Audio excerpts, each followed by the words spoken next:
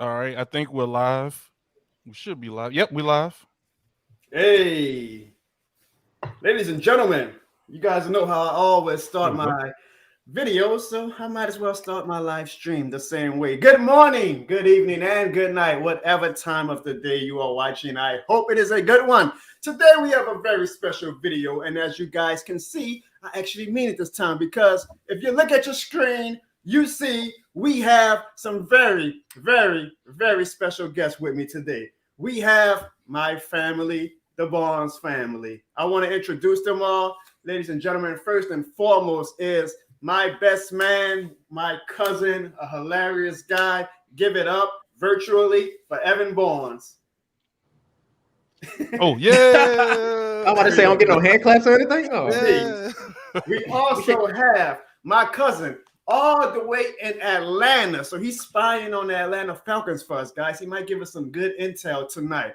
Give it up for Brad Barnes. What's going on? There is no intel on Atlanta. They just Yes, stuck sir. ass. I already see we're getting some comments. So Empty Minding Gaming, welcome to the chat. It's going to be a great time tonight. You say who that to everybody, you might want to take that back because unfortunately we have somebody on this live stream today and you guys have seen him in a lot of my skits. But sadly, I kept a big secret from everybody, and that is this guy is actually, I hope he shows a sweater to you guys.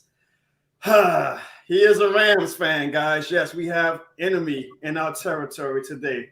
But still, unfortunately, guys, give it up for my man, Sean Griggs, a.k.a. S. Ryder. What's good? That's Ryder.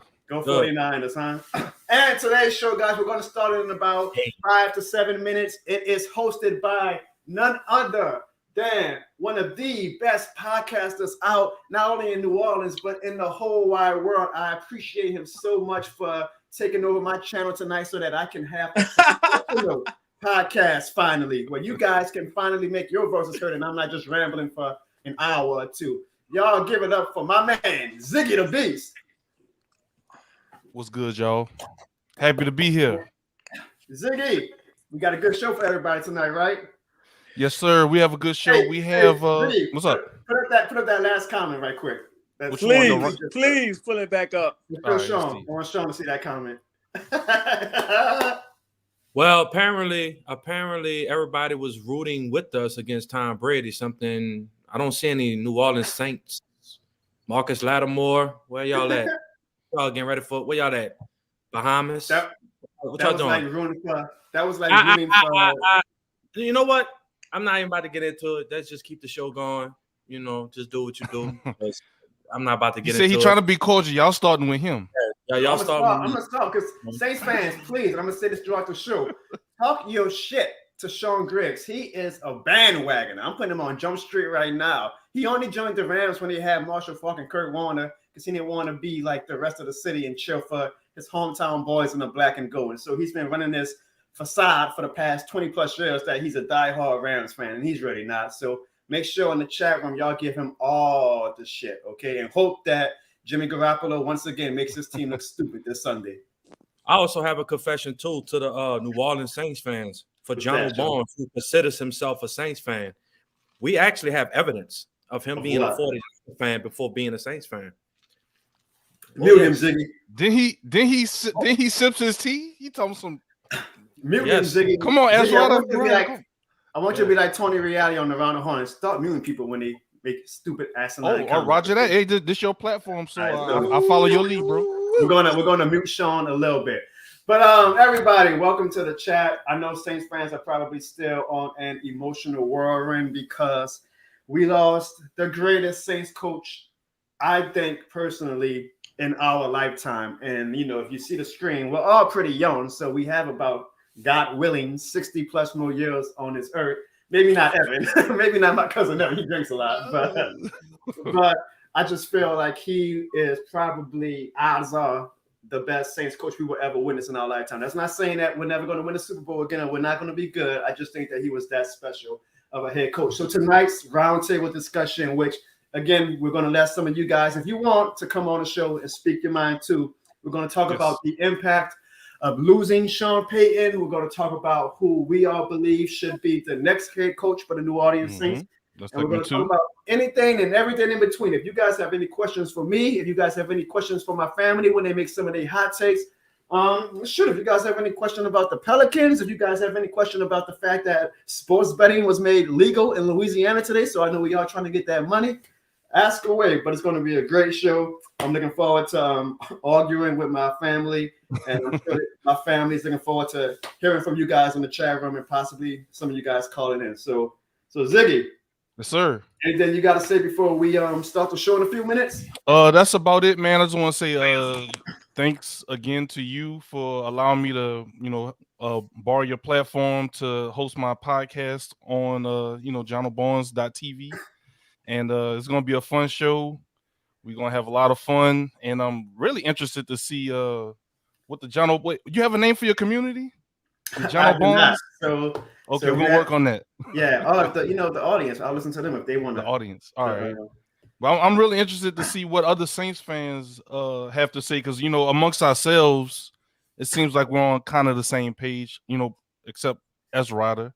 Hey, but I want to see what other Saints fans think. I put in, we have another guest coming on. I put in the preview on my channel that we're running on Black People Time, so we have some more guests joining us later tonight, guys. I see my man AP had a funny comment. He put, "Yeah, we just lost Kevin James," making a joke because the movie Home Team came out tonight, starring Kevin James as Sean Payton, which is probably one of the more unique casting choices of our lifetime. But I haven't watched the movie yet, so I don't know. If anybody in the chat room has seen the movie, let me know, is it a good movie or not? Also, welcome to the chat, Purple Marcus.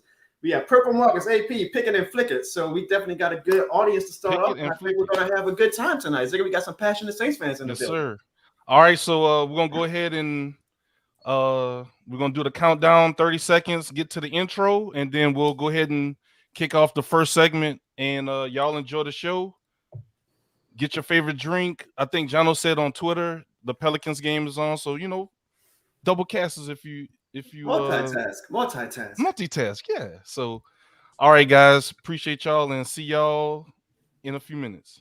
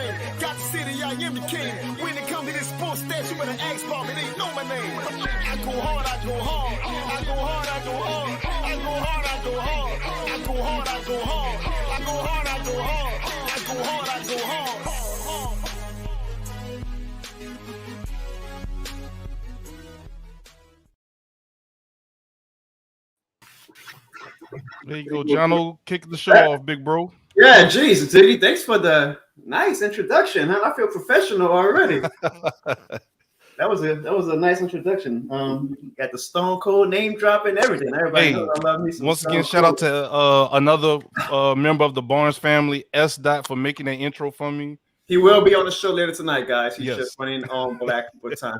And if I can, since we are officially starting the show once again, I will do my introduction. So, good morning, good evening, and good night, whatever time of the day you guys are watching. I hope it is a good one. As you guys can see, we have a very special video for you guys because I have my family joining me today. You have seen basically every single one of these faces in one of my skits before. Today, I'm going to actually give them the opportunity to talk without me talking over them. So it should be a fun night. We're going to have some fun, but we're going to talk some very, very serious business. And that is that, as you Saints fans know, we lost a very, very important person of our community this past week. and that is Sean Payton dumped us. Now, I know in this chat, and I know of all our esteemed guest panels, we've all been dumped before. So we all know the pain of a heartbreak. And we all know we have so many questions and emotions that arise in our mind when you get dumped by somebody that you really, really love. You wonder, well, are they interested in somebody else? What was wrong with me? What was wrong with that person? So this chat tonight is basically going to be a therapy session / safe space for all of us Saints fans, not just me and my family, but we're going to open up the phone lines or the chat lines or the stream lines to you guys to make your voices heard as we discuss the impact of Sean Payton stepping away from the New Orleans Saints, as well as what does the future hold for the New Orleans Saints. So again, I want to introduce all of my great family members to the chat room. I have my man, Evan Barnes, all the way from Dallas. He put the voodoo on the Cowboys, y'all, so show him some love. I have my cousin, Brad Barnes, all the way in Atlanta. He didn't have to put any voodoo on the Falcons because the Falcons just suck. So, but give up for Brad Barnes. I have, unfortunately, guys, you've seen his face plenty of times. He is a great, great, great friend, but a horrible, horrible, horrible fan because he is a Rams fan. But he is Sean Griggs, a.k.a. S. Ryder. I guess he's going to give us opinion from a Rams perspective. So if you're in the chat room, please do not be afraid to give Sean Griggs a lot of shit tonight and give him a go 49ers for all of us. And as you guys can see, we are being hosted tonight by the great, the marvelous, the wonderful Ziggy the Beast. Ziggy, I appreciate you so much for bringing your platform to my channel. As everybody knows, I'm not a professional streamer. I'm not a professional podcaster. I do my best when I do live streams, but Ziggy came in like Alvin Kamara on a handoff and said, yo, Jono, I got you. I'm going to give you a top-of-the-line podcast tonight so Saints fans can make their voices heard. So we are going to have a great night tonight, Ziggy. Yes, we are, Jono. How's everyone else doing on the panel? Ev, S. Ryder, Brad, how y'all feeling, boys? Good. Ready to start. Great. I got my wine, so we're good. Yeah, there you go. Great. That's what I like to hear. You Good, got Jono? I'm great, man. Let's get the show started and let's All right. that's what y'all said. Let's hash it out. All right. All right, so we're going to start with our first segment. And Jono posed a question a little earlier. How big of a loss is Sean Payton for the Saints and the city of New Orleans? Jono, if you don't mind, go ahead and take the floor, bro. And again, guys, please make your voices heard in the chat while me and my esteemed guest panel debates this topic. So I will start first because it is my channel. Ziggy, how big of a loss is this for the Saints and the city of New Orleans? I'm going to tell you now, and I'm not necessarily a Debbie Downer. I'm usually, as I think everybody on this chat, everybody on this panel can vouch for, I'm always glass half full. But at a certain point, you just got to stop being glass half full. This is a huge loss, guys, for the New Orleans Saints. It is so rare to lose not only a Hall of Fame quarterback, but a Hall of Fame head coach and just think that everything is going to be, just fine. We'll just find another head coach and another quarterback to come take their spot and everything's going to be just fine. We'll still contend for Super Bowls and things like that. No.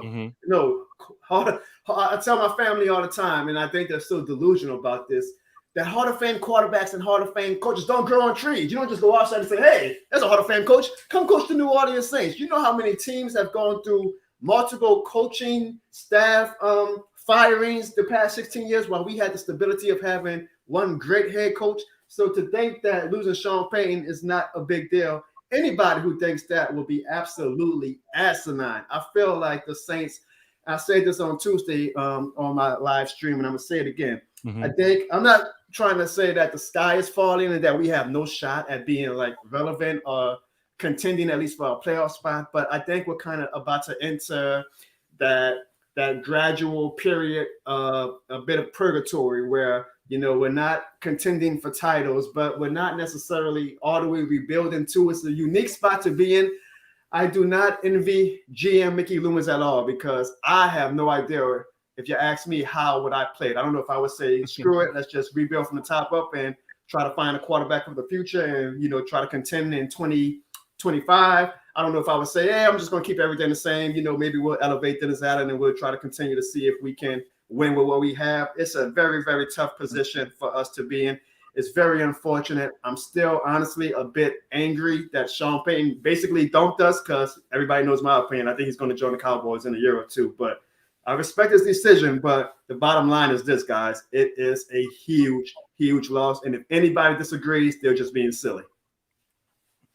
Evan, you want to jump in, bro? Well, he likes to throw out these big words like acidine. I don't know how to spell acidine, but I know something about ass. And he's making an ass out of himself if he really thinks that Sean Payton was a big loss to the city. Like, don't get me wrong. Sean Payton is one of the top offensive minds that NFL has ever seen. I'll give him that. Coaching wise, I mean, it's pretty subpar. Come on. If y'all really think he's a good coach like that, come on. If you look at the seasons, he's been with the Saints for how long? 15 seasons. And we had a Hall of Fame quarterback in Drew Brees. And how many Super Bowls they won? One Super Bowl. Actually, if you think about it, Mike McCartney for the Cowboys has a better playoff record than him, almost the same winning percentage, and the same Super Bowl win. So I think, if we talk about if we're going to throw Hall of Fame out there, Mike McCartney should be a Hall of Famer, and he's on a chopping block for the Cowboys. Like, don't get me wrong, he's a good offensive mind coach. He really is. But if you have a Hall of Fame quarterback like Drew Brees, top 3 quarterback of all time, and just to win one Super Bowl, come on. That is such living in Dallas, guys. He lives in Dallas now, so he must be. I think he's trying to say something. Cowboys fever must have him out the brain. Like, you really just compare Mike McCarthy to Sean Payton. I think he did. I think he did, bro. That is like, come on, like, and I get it. Mike McCartney has 1 Super Bowl. Sean Payton only has 1 Super Bowl, and I feel like we need to always put an asterisk because. But not just that. But hold on. But not just that though. When was the last time that Sean Payton won multiple games in the playoffs? Evan. Answer the question. Answer the question. Answer the question. When was the last time Sean Payton and the Saints won multiple games in the playoffs? When was the last time? I think it was 2009. Was the only time he won multiple exactly. games. We had 2022. We had the 20s. I don't. You see, and that's why 2018. I was still in high school drinking Four Loko from the gas station. Okay, Ziggy. That's why 2018 hurts me and pisses me off so much because. Oh my God. Well, 2018 we won multiple games. Ziggy, so many legacies were affected in 2018 because Bill Vinovich and his stupid ass referee crew did not throw the flag. And so now you have even Saints fans like Evan saying, where he never won multiple playoff games since 2009. Well, he should have won if he actually would have thrown the flag in 2018. And that makes me even more mad looking at my friend Aston Ryan's stupid face because the Rams did not deserve to even go to the damn Super Bowl that year. And I'm tired of the Rams always screwing us up, but that's another topic for another day. To compare Mike McCarthy to Sean Payton, I should kick Evan off this damn stream right now, but I'm not. All right, so Ezra, I see you shake it. No, I'm gonna let all the Saints fans go first. Okay, I was gonna let you jump in, but go ahead, Evan. But all the Saints fans can go. Then I'll say what I have to say. So you can give it to Brad. But honestly, it sounds like. Look at the way. There we go. Fellas, come to the beat. Hey guys, before I let Evan rebuttal and I let everybody else talk, I want to give another introduction to our other guest panel. He is none other. You guys have seen him in some of my skits and reaction videos. He is Mr. Buck, the Bucks himself. S. Music, aka my dog Dwayne Barnes. Dwayne, why you looking like that, my man? What's going on, fellas? How y'all doing tonight? Dwayne, you have caught us in the middle of the show as we are debating, and I'm gonna let Evan finish because me and Evan are kind of debating pretty heatedly right now, and then you can jump in along with Brad, y'all opinion. But Ziggy asks, how big of a loss was Sean Payton to the city of New Orleans and the Saints? Dwayne, you already kind of know my opinion. I think it's a huge loss. Evan says that it's not that big of a loss at all, and even had the balls to compare Mike McCarthy to Sean Payton. Now, marinate on that a little bit, Dwayne, and I want Brad to speak his mind if Brad actually is still with us. I see a big black screen, so I don't know if. I'm sorry. I'm still here. All right, well, go ahead, Brad. Speak. The floor is yours. I think it is a big loss. I mean, players wanted to come and play for Sean Payton, a lot of these out, let's say for Bradley Roby and what's the other defensive players that we had? A lot of defensive players, a lot of offensive players wanted to come for Sean Payton because he was an offensive genius. So it is a big loss for us. You had that notoriety of having somebody that a big name just coming down here he's Sean Payton. We're going to be in the playoffs every year, even though to say we never made it far past the playoffs. It was like, you got a chance with Sean Payton on your team. He's a great offensive mind coach. Even though towards the end of the into his couple of seasons ago, his offensive play calling was getting kind of stale. It's you always had that chance of getting to the playoffs and getting possibly a big name come down here and and play for him like that. So it's like now we're gonna go back to the Jim Haslets or the Jim Morris of the era. I don't want to go back to be wearing a paper bag on my head. Can't do that. Okay, hold on. I have to ask, what is Evan Barnes doing? Oh, I'm sorry. I'm trying to find this virtual reality. Y'all think that Sean Payton is a good coach? I'm just not here. I'm sorry. I'm looking for it. I just can't find it. Dallas must have got you spoiled. I mean, y'all got Dak Prescott out there. Dallas must got y'all. But not just, hey, Brad, right quick. I have a question, Brad. You say that Sean Payton's play calling got a little bit stale. I kind of disagree. I don't think his play calling got stale. Was it just that he didn't have the ingredients that he used to have? We go from Marcus Colston and Michael Thomas is our number one wide receiver to Traquan Smith. Don't get me wrong. This is all a bit Sean Payton's fault. He was basically the owner / GM as well as Mickey Loomis. He put the roster together as far as why we had the lack of offensive talent as soon as Michael Thomas went down. But I still think his play calls were very, very exceptional. Last year we had Michael Thomas last year, and a lot of those play calling, I hate to say this, a lot of players were slant plays, I guess because Drew Brees was on his his last leg or so. So we was doing a lot of slant plays and a lot of downfield. So he was catering to that. So it's I guess his play calling went down because of what he had at quarterback at the time. So maybe I should have said that in another light or so. All right, before I let S. Dot get in here, I'm gonna read some of the comments in chat. We have AP. He said, when we had Sean, we never felt entering a game that we could be outclassed. Facts. It happened every now and then, but we never felt it was going to happen. Facts. I think a lot of my family members on the stream, AP does not realize that, does not appreciate that enough. Any other comments, Ziggy?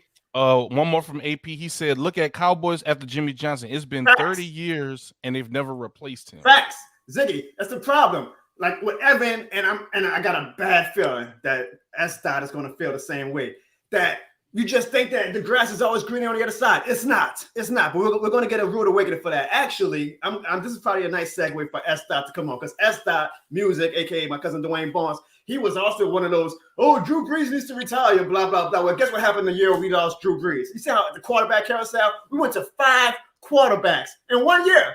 After 1 year without Drew Brees, 5 quarterbacks. But everybody always thinks the grass is greener on the other side. We'll get a young buck and he'll come and throw 60-yard bombs and stuff. Not realizing about injuries, not realizing about being able to command an offense, not realizing about football IQ. I just feel like a lot of Saints fans, one, are spoiled, and two, just have this mindset that there's always somebody out there better, as if, again, Hall of Fame coaches and Hall of Fame quarterbacks grow on trees. And again, they don't.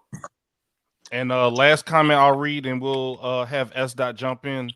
Apollo #1 said, if we had Michael Thomas last season, it would have probably led to a much better breakout season for Callaway, in his opinion. Yep, and just for us to not make the playoffs. So, oh my goodness. Oh my goodness. Okay.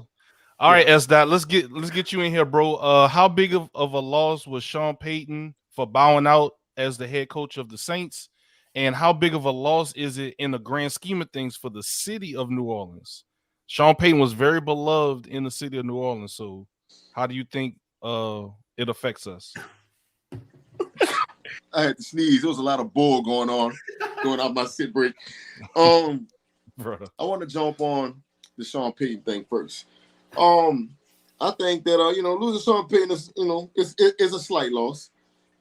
It's a slight loss because, like you said, going into games, you got Sean Payton. It's just like you got that guy that okay, he can somehow get it done. He might somehow be able to get it done. But just like all great players, you lose athleticism, you lose your legs, you can't move around how you used to be able to move around. And Sean Payton play calling has been, let's just keep it real, fellas. It's been mediocre the last couple of seasons. It's been mediocre. It's been the same play calling. You know what I'm saying? I'm not taking nothing away from the guy, but it's just third down. give it to Taysom Hill, run the ball. Third down, second down, Taysom Hill, run the ball. Like, come on, it's the same stuff, man.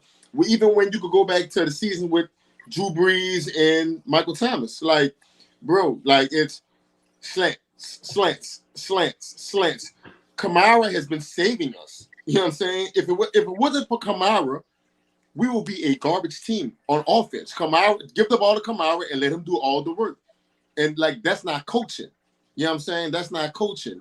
Coaching is somebody, when I look at somebody like Andy Reid, who's actually drawing up plays. These guys are actually doing plays. That's coaching. Now, I'm not going to take away nothing from what Sean Payton has done for the organization. When he first came into the organization, he was amazing. He was going for trick plays. He was doing all kind of different things. He was out coaching people. But people have got onto his scheme. They're onto his scheme. They give him stack the box up. Nobody can beat us over the top. Stack the box up, and that's it. Our defense has been, this whole season was all our defense. Our defense have played their butts off this whole season. It wasn't coaching. It was the defense. Our defense did their thing. And I look at it like, it's going, just, we so used to having a guy for so long, you get used to that. You know what I'm saying? But life goes on. You got to move on from him. Hey, S. Dot, we have a question from chat. Office says, "What are you talking about, buddy? What are you talking about? Come on." Said, man. we had no QB. S. Dot. Man, listen, we still doing the same thing. Even we had no QB. We had no QB when we had Breeze last season. So you can say the same thing for that, buddy. We had no QB last season, buddy. He couldn't throw the ball 20 yards, buddy. So that's like we're gonna keep it real, man. Like, you can't say he had a quarterback, because even though with Taysom Hill, he's drawing the same plays with Taysom Hill. He's trying to make this whole season he tried to make Taysom a pocket quarterback. When we all know that's not Taysom. He's not a pocket quarterback. Hey, Ziggy. The third string guy. What's his name? What's the third string guy? Ian Book. No, not Trevor Siemian. Garbage. He's the third string for a reason. So I give you that. But with Taysom, you have to coach. You have to work what you have. There's other guys in this. There's other guys in the league who are running quarterbacks. You have to work what you have. You can't try to make a quarterback that wants to run, sit in the pocket and try to throw the ball. If I can beat you and get 5 yards here, let me run and get the 5 yards. Mm-hmm. Hey, Ziggy. So, quick timeout. I want to say to everybody in the chat room, look, everybody on my family, we all have, we got thick skin. So if you guys want to lay it on me, if you want to lay it on my cousins, feel free to. I want to put that with a caveat, okay? I want to put that with a caveat. They will bark back, okay? So, Ziggy, I want you to show what Corey Jackson told to Evan and Dwayne. But Corey, it's all love, but just I'm letting you know they are going to bark back. But go ahead, Ziggy, put that comment up. Corey Jackson says S. Dot and Evan Barnes has low football IQ. Look, I might have low football IQ, but it looks like your IQ is low. But back to what Dwayne was saying, I want to just agree with him about. I mean, the play calling has been shitty for the last couple of years. Let's just agree. I mean, the only reason why we lost to the Bucks in the playoffs last year was because of what? Offense or defense? Offense. Exactly. Offense. Exactly. Drew Brees lost that game. No, quarterback. The quarterback lost that game. Did he have game. like 4 interceptions? Quarterback lost that game. This is, Ziggy, I feel like, once again, a reason why our fan base is so spoiled. We won 9 games last year with that average at best due to COVID and injuries team.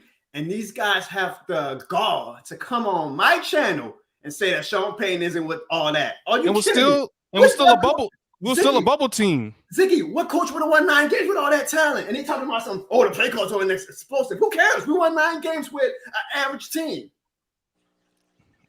I mean, the 49ers in the NFC Championship with Jimmy Garoppolo. Just throwing it out there. Right. They also have George Kittle. They have a great offensive lineman. They have Nick Bosa. Don't give me no damn. We have a great offensive lineman. We have a good defense. What's the difference? Ronnie Ramczyk missed like 9 games. Cesar Ruiz isn't that great of an offensive lineman. And George Kittle wasn't that good this year. Went down for the year. Terrell Armstead is always out every other week. So don't talk about no damn offensive lineman comparisons. Come on, Evan, you better than that. You're making me agree with Corey, unfortunately. Corey says Sean's play calling changed because Drew arm strength wasn't the same. Right. So he had to do the slants. Right. So I understand that, but that's a fair point. You have let's go to last year, right? Let's go to last year in the playoffs against Tampa Bay, right?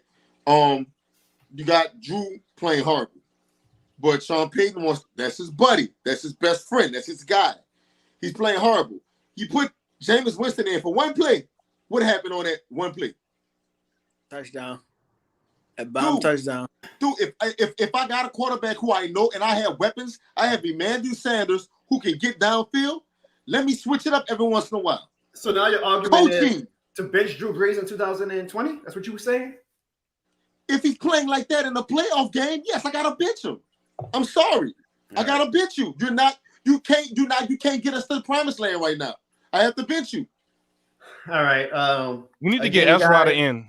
Hold on. Yeah. Welcome to the Jono Barnes channel. We're getting some viewers going up, which we appreciate everybody joining the chat and joining the stream. We appreciate all of you guys. I think that the numbers are going up right now because we have just heard two of the absolute dumbest football opinions I have ever heard with S.Music and Evan Barnes. But I don't know. I could be wrong. But as Ziggy is about to say, I want to give everybody a bit of a heads up. This next person who's about to talk, show him your sweater right quick, my man. You know what I'm talking about. He is unfortunately a Rams fan. So please, y'all, if y'all gave my cousin S.Music and Evan Barnes shit, give this guy shit because I love him to death. He helps me out a lot with some of my funny skits that you guys see on my channel. But for some strange reason, he is a Rams fan. So we'll let a Rams fan give their opinion on the state of the New Orleans Saints. I love to see this. I just love to see y'all bicker about the Saints. I hate to say this, but I kind of agree with Jono. Sean Payton, to me, is an excellent coach. I would say this year, what I've noticed about the Saints, the talent itself, like I know Dwayne said something about the play call, right? Well, let's see who you have to work with, bro. You got no receivers. Traquan Smith is, to me, he's not even a number 2 receiver. Plain and simple, out. Who was your number 1 receiver for the Saints? Who was it? Who was it? Honestly, it was Marcus I can ask you a question. No. I'm just saying, like, the play, you kind of limited to what kind of plays you can run, bro. You can't, I don't know. Like, the play calling was, I would say, subpar this year because the talent was just, it wasn't good at all, bro.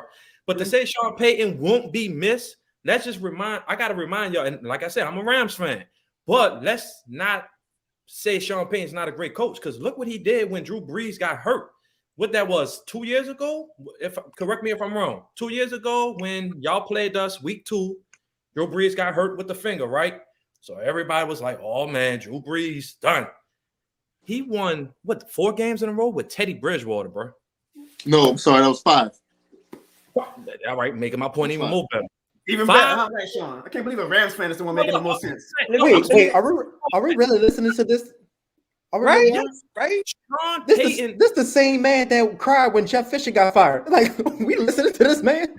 Never cried. No. That's all over there. Jeff Fisher. Are we really listening to this? Now you say Andy Reid. Andy Reid, look who Andy Reid has to work with. Travis Kelce, bro. Tyreek Hill. He always had weapons. Jamal Charles. Kareem Hunt. He always had weapons in Kansas City. Sean Payton took Teddy Bridgewater. He changed everything. Play calling. Because you think Teddy Bridgewater never had an arm. Let's just be frank. He never had an arm. Sean Payton, to me, is pretty much one of the best play callers in the game. But as a coach, yes, I think he is. I think he is a great. Let's count it tonight. Because think about it, bro. What's besides the play calling? Players wanted to play for this man. They was willing to go through a brick wall, go to war with this man. And then you got to think about it. And when you came to the Superdome at some point, because the Superdome is really no advantage to y'all anymore. I hate to say it, but Sean Payton made other play callers like shaking their boots. Like they had to make stupid play calls because they knew how Sean Payton was as a coach and as a play caller. but he is going to be a tremendous loss to y'all. Like, because I don't think that whoever the next coach is, and I don't want to jump ahead, but whoever's the next coach, you better have a great OC to come with him, because I got a feeling who it is. And if y'all don't have a good offensive coordinator to go along with him, I think it's going to be a long. You're saying Sean Payton was a 2-for-1, and they take him, and the panel is taking him for granted. Bro. Sean Payton took Teddy Bridgewater and won 5 games, bro, in a row. He tailored the offense. You act like Teddy Bridgewater. You act like Teddy Bridgewater was a bad quarterback, bro. Well, you know what? How about this, Dwayne? He took Taysom Hill and went like 5-1. So come on now. And I know everybody. Until he caught on to that. Until he caught on to that. Run. They caught on to it. Now, I do agree, bro. Like the play calling with Taysom Hill, right? Sean Payton knew what he was, bro. We all knew that. What? Like, it's only so he took the ball out of his hands because everybody know, a blind man knows that Taysom Hill couldn't even complete a 5-yard out route. So you can't blame Sean Payton for who do you have that you can really rely on, bro? Then a big part too, offensive line was hurt. Y'all agree? Yes, I agree. Y'all offensive line was hurt. I think y'all what? We agree. I agree. Yeah, I'm just saying, bro. Like Sean Payton to me is gonna be. To me, I ain't gonna lie to you. When we played y'all in the NFC Championship game, I'm not even bringing up the no call, but I did feel Sean Payton because of the play calling, bro. His play calling was spectacular, bro. But you gotta have the talent, D. Like D, I know you can feel me on this. He didn't have the talent, bro. But who thought that was? So but can I ask you this? It's his fault. Whoever. No. Whose fault? That's mainly his fault because he's also sitting in the draft, as Mickey Loomis says, and he has his hands on saying, "Oh, draft him." And the past 2-3 years, we've been skipping on wide receivers in the draft. So whose fault that you think that is? So I ask you this. That's cool. I ask you this. Why do you feel it's the reason Michael Thomas sat out this year? I really don't think it's an injury. He mad at Sean Payton because he got in that fight with bro. It's a reason why Michael Thomas. Now it could have been a culture. Yes, it could have been a culture. Now it's not the culture. It's not the culture. No, he was beefing. I think he was beefing with Sean Payton because he was beefing with Sean Payton. No. He didn't want to play with Sean Payton. Let me jump in. I like to hear y'all reason why. Yeah. I mean, y'all know better than I do. I want to say this. It absolutely hurts my heart so much. Like my heart is literally. I thought I could take one heartbreak this week. I just had a second heartbreak with the fact that Sean, aka S. Ryder, gave more logical and smart takes than my own fammy, and he's a Rams fan, guys. That breaks my heart. I might cry. But hold up, Jono. I just don't know why. Hold up, not to cut you off. We got to give recognition to the real S. Dot. S. Dot. That's S. Dot. He's the man. I'm just S. Ryder. There's too many S. Dots in this stream. Yes, that's what I said. S. Ryder. We're changing name to Sean Griggs in a thing. Listen. Sean was on a roll until he mentioned this last part about Michael Thomas not liking Sean Payton. If Michael Thomas didn't like Sean Payton, guys, then why did Michael Thomas put out like 4 tweets basically pouring his heart out to how much Sean Payton made on his life? And if I don't like somebody, I damn sure ain't write no damn I love you tweet. He's not obligated to write an I love you tweet. So was it all for show? So I don't see how you and Antonio Brown did it to Tom Brady.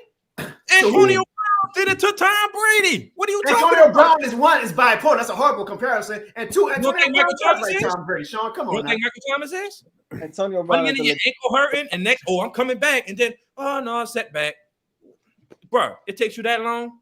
I know some people that was out that long. Well, I don't want to make fun of other people, but injuries, bro. Really, bro. Like this dude didn't have no ankle injury that long, bro. That long. Ziggy. Mm-hmm. Man, if Sean Payton give me millions, I'll be his fan too. Ziggy.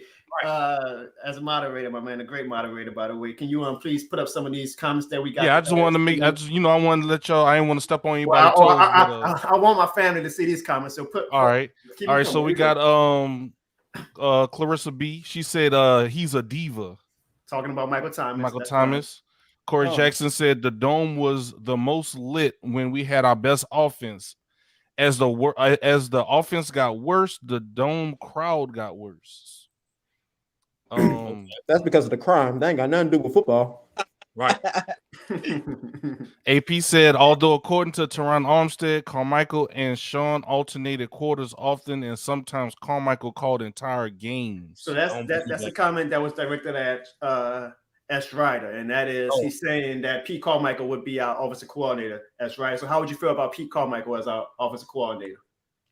I wouldn't mind it because he has familiarity with Sean Payton. Like they pretty much was in the same room together, you know, drawing up plays and stuff like that.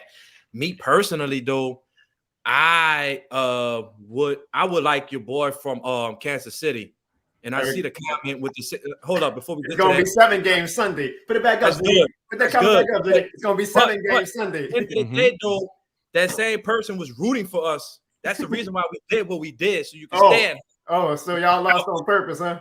Yes, that's what we did. Anyway, man, you putting up all this damn comments. Anyway, but I would like Kansas City's offensive coordinator to be y'all offensive coordinator. Why would he leave Kansas City for a lateral job if he's going to leave? If he can have the head coaching job, you want to take him as your head coach? That's what I'm saying. No, I mean you said as offensive coordinator, as a head coach. As a head coach, sure, he's not going to come to us as an offensive coordinator. Ziggy, money talks. Antonio Brown has been damaged since the waist fell off. Nah, Ziggy, you playing up all these man. Put up what Corey Jackson said. Put up what Corey Jackson said. Ziggy, you trying to protect S-Dot Music and Evan Barnes' feelings. Put up their comments. Put up Corey Jackson's comments. The dome, I did. No, they got more. Ziggy, come on, go up. Nope, good not point. that. Come on, keep going. He been putting a lot. Hold on, let's see. I know. Yeah, we got some people in the comments. I appreciate everybody in the. S. Ryder and Jono knows football. The rest of these cats just casuals. Wow. Oh, wow. You hear that, Sean? We know football. The rest of them are casual little boys. Casual.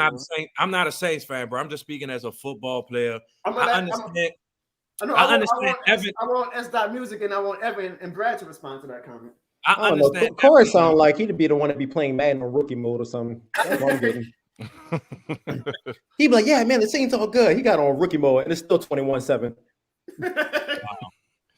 Brad, you got a response to Corey saying you don't know football? The hell is Corey? That's one of Jono's supporters. It's just a shout out to Corey, man. All right, S. Dot, you got any response to Corey? Hey, man, everybody got their opinions, man. But understand. I think I know a little something about football by me playing semi-pro professional football, tight end, wide receiver. I know a little something, you know. So we could talk football, we could play football if y'all want to line up, we can meet. But IQ is here. Y'all just so much big fans, you just can't see past it. It's cool though. That's what Ian Brooks is gonna be saying in a couple years. We got a lot of people who aren't necessarily fans of S. Music and Evan Bones' opinion, but we do appreciate all the comments. I like that it took S. Music 30 minutes to challenge somebody to a one-on-one game of football. That's what's up. Hey, you know how it is, man. Hey, y'all. It'd be a lot of fans, you know, but it's cool. It's cool because it's fans, you know what I'm saying? That's cool. Yeah. I'm a fan too, but I'm also a realist at the end of the day. Everybody intakes information differently. You know what, some people see things differently. Glass half full. Right. Yeah, no, Ziggy, that's absolutely true. I just think that, and I feel like Brad is catching a few strays. I think Brad has some pretty logical takes too, but I feel like Evan and Dwayne are just too, all jokes aside, guys, Evan and Dwayne are actually, I know we're getting our jokes off, but they do have a good football IQ. They just sometimes go against the grain with some takes because every fan is able to feel however they want or have logic of however they feel like a team should operate or oh my goodness, they're the comments. Dwayne, you got a response. Man. What he said? That boy said he played in college. He said pull up. He said meet somewhere to play football. We can pull up. Is he down here? We can play. I would gladly. Whatever park you ever you go. It don't matter. Hey man, the Jono Barnes. Long as Sean is your quarterback. Set that up. Bring the cameras too. We're gonna host the open challenge one day. Quarterback? All my subscribers. Long as Sean is your quarterback. we're gonna host the open challenge and have my subscribers come play football against the Barnes family. That would be a great video. I don't need no old guy to come out here either, bro. I ain't gonna waste my time. So with some tape on his knees.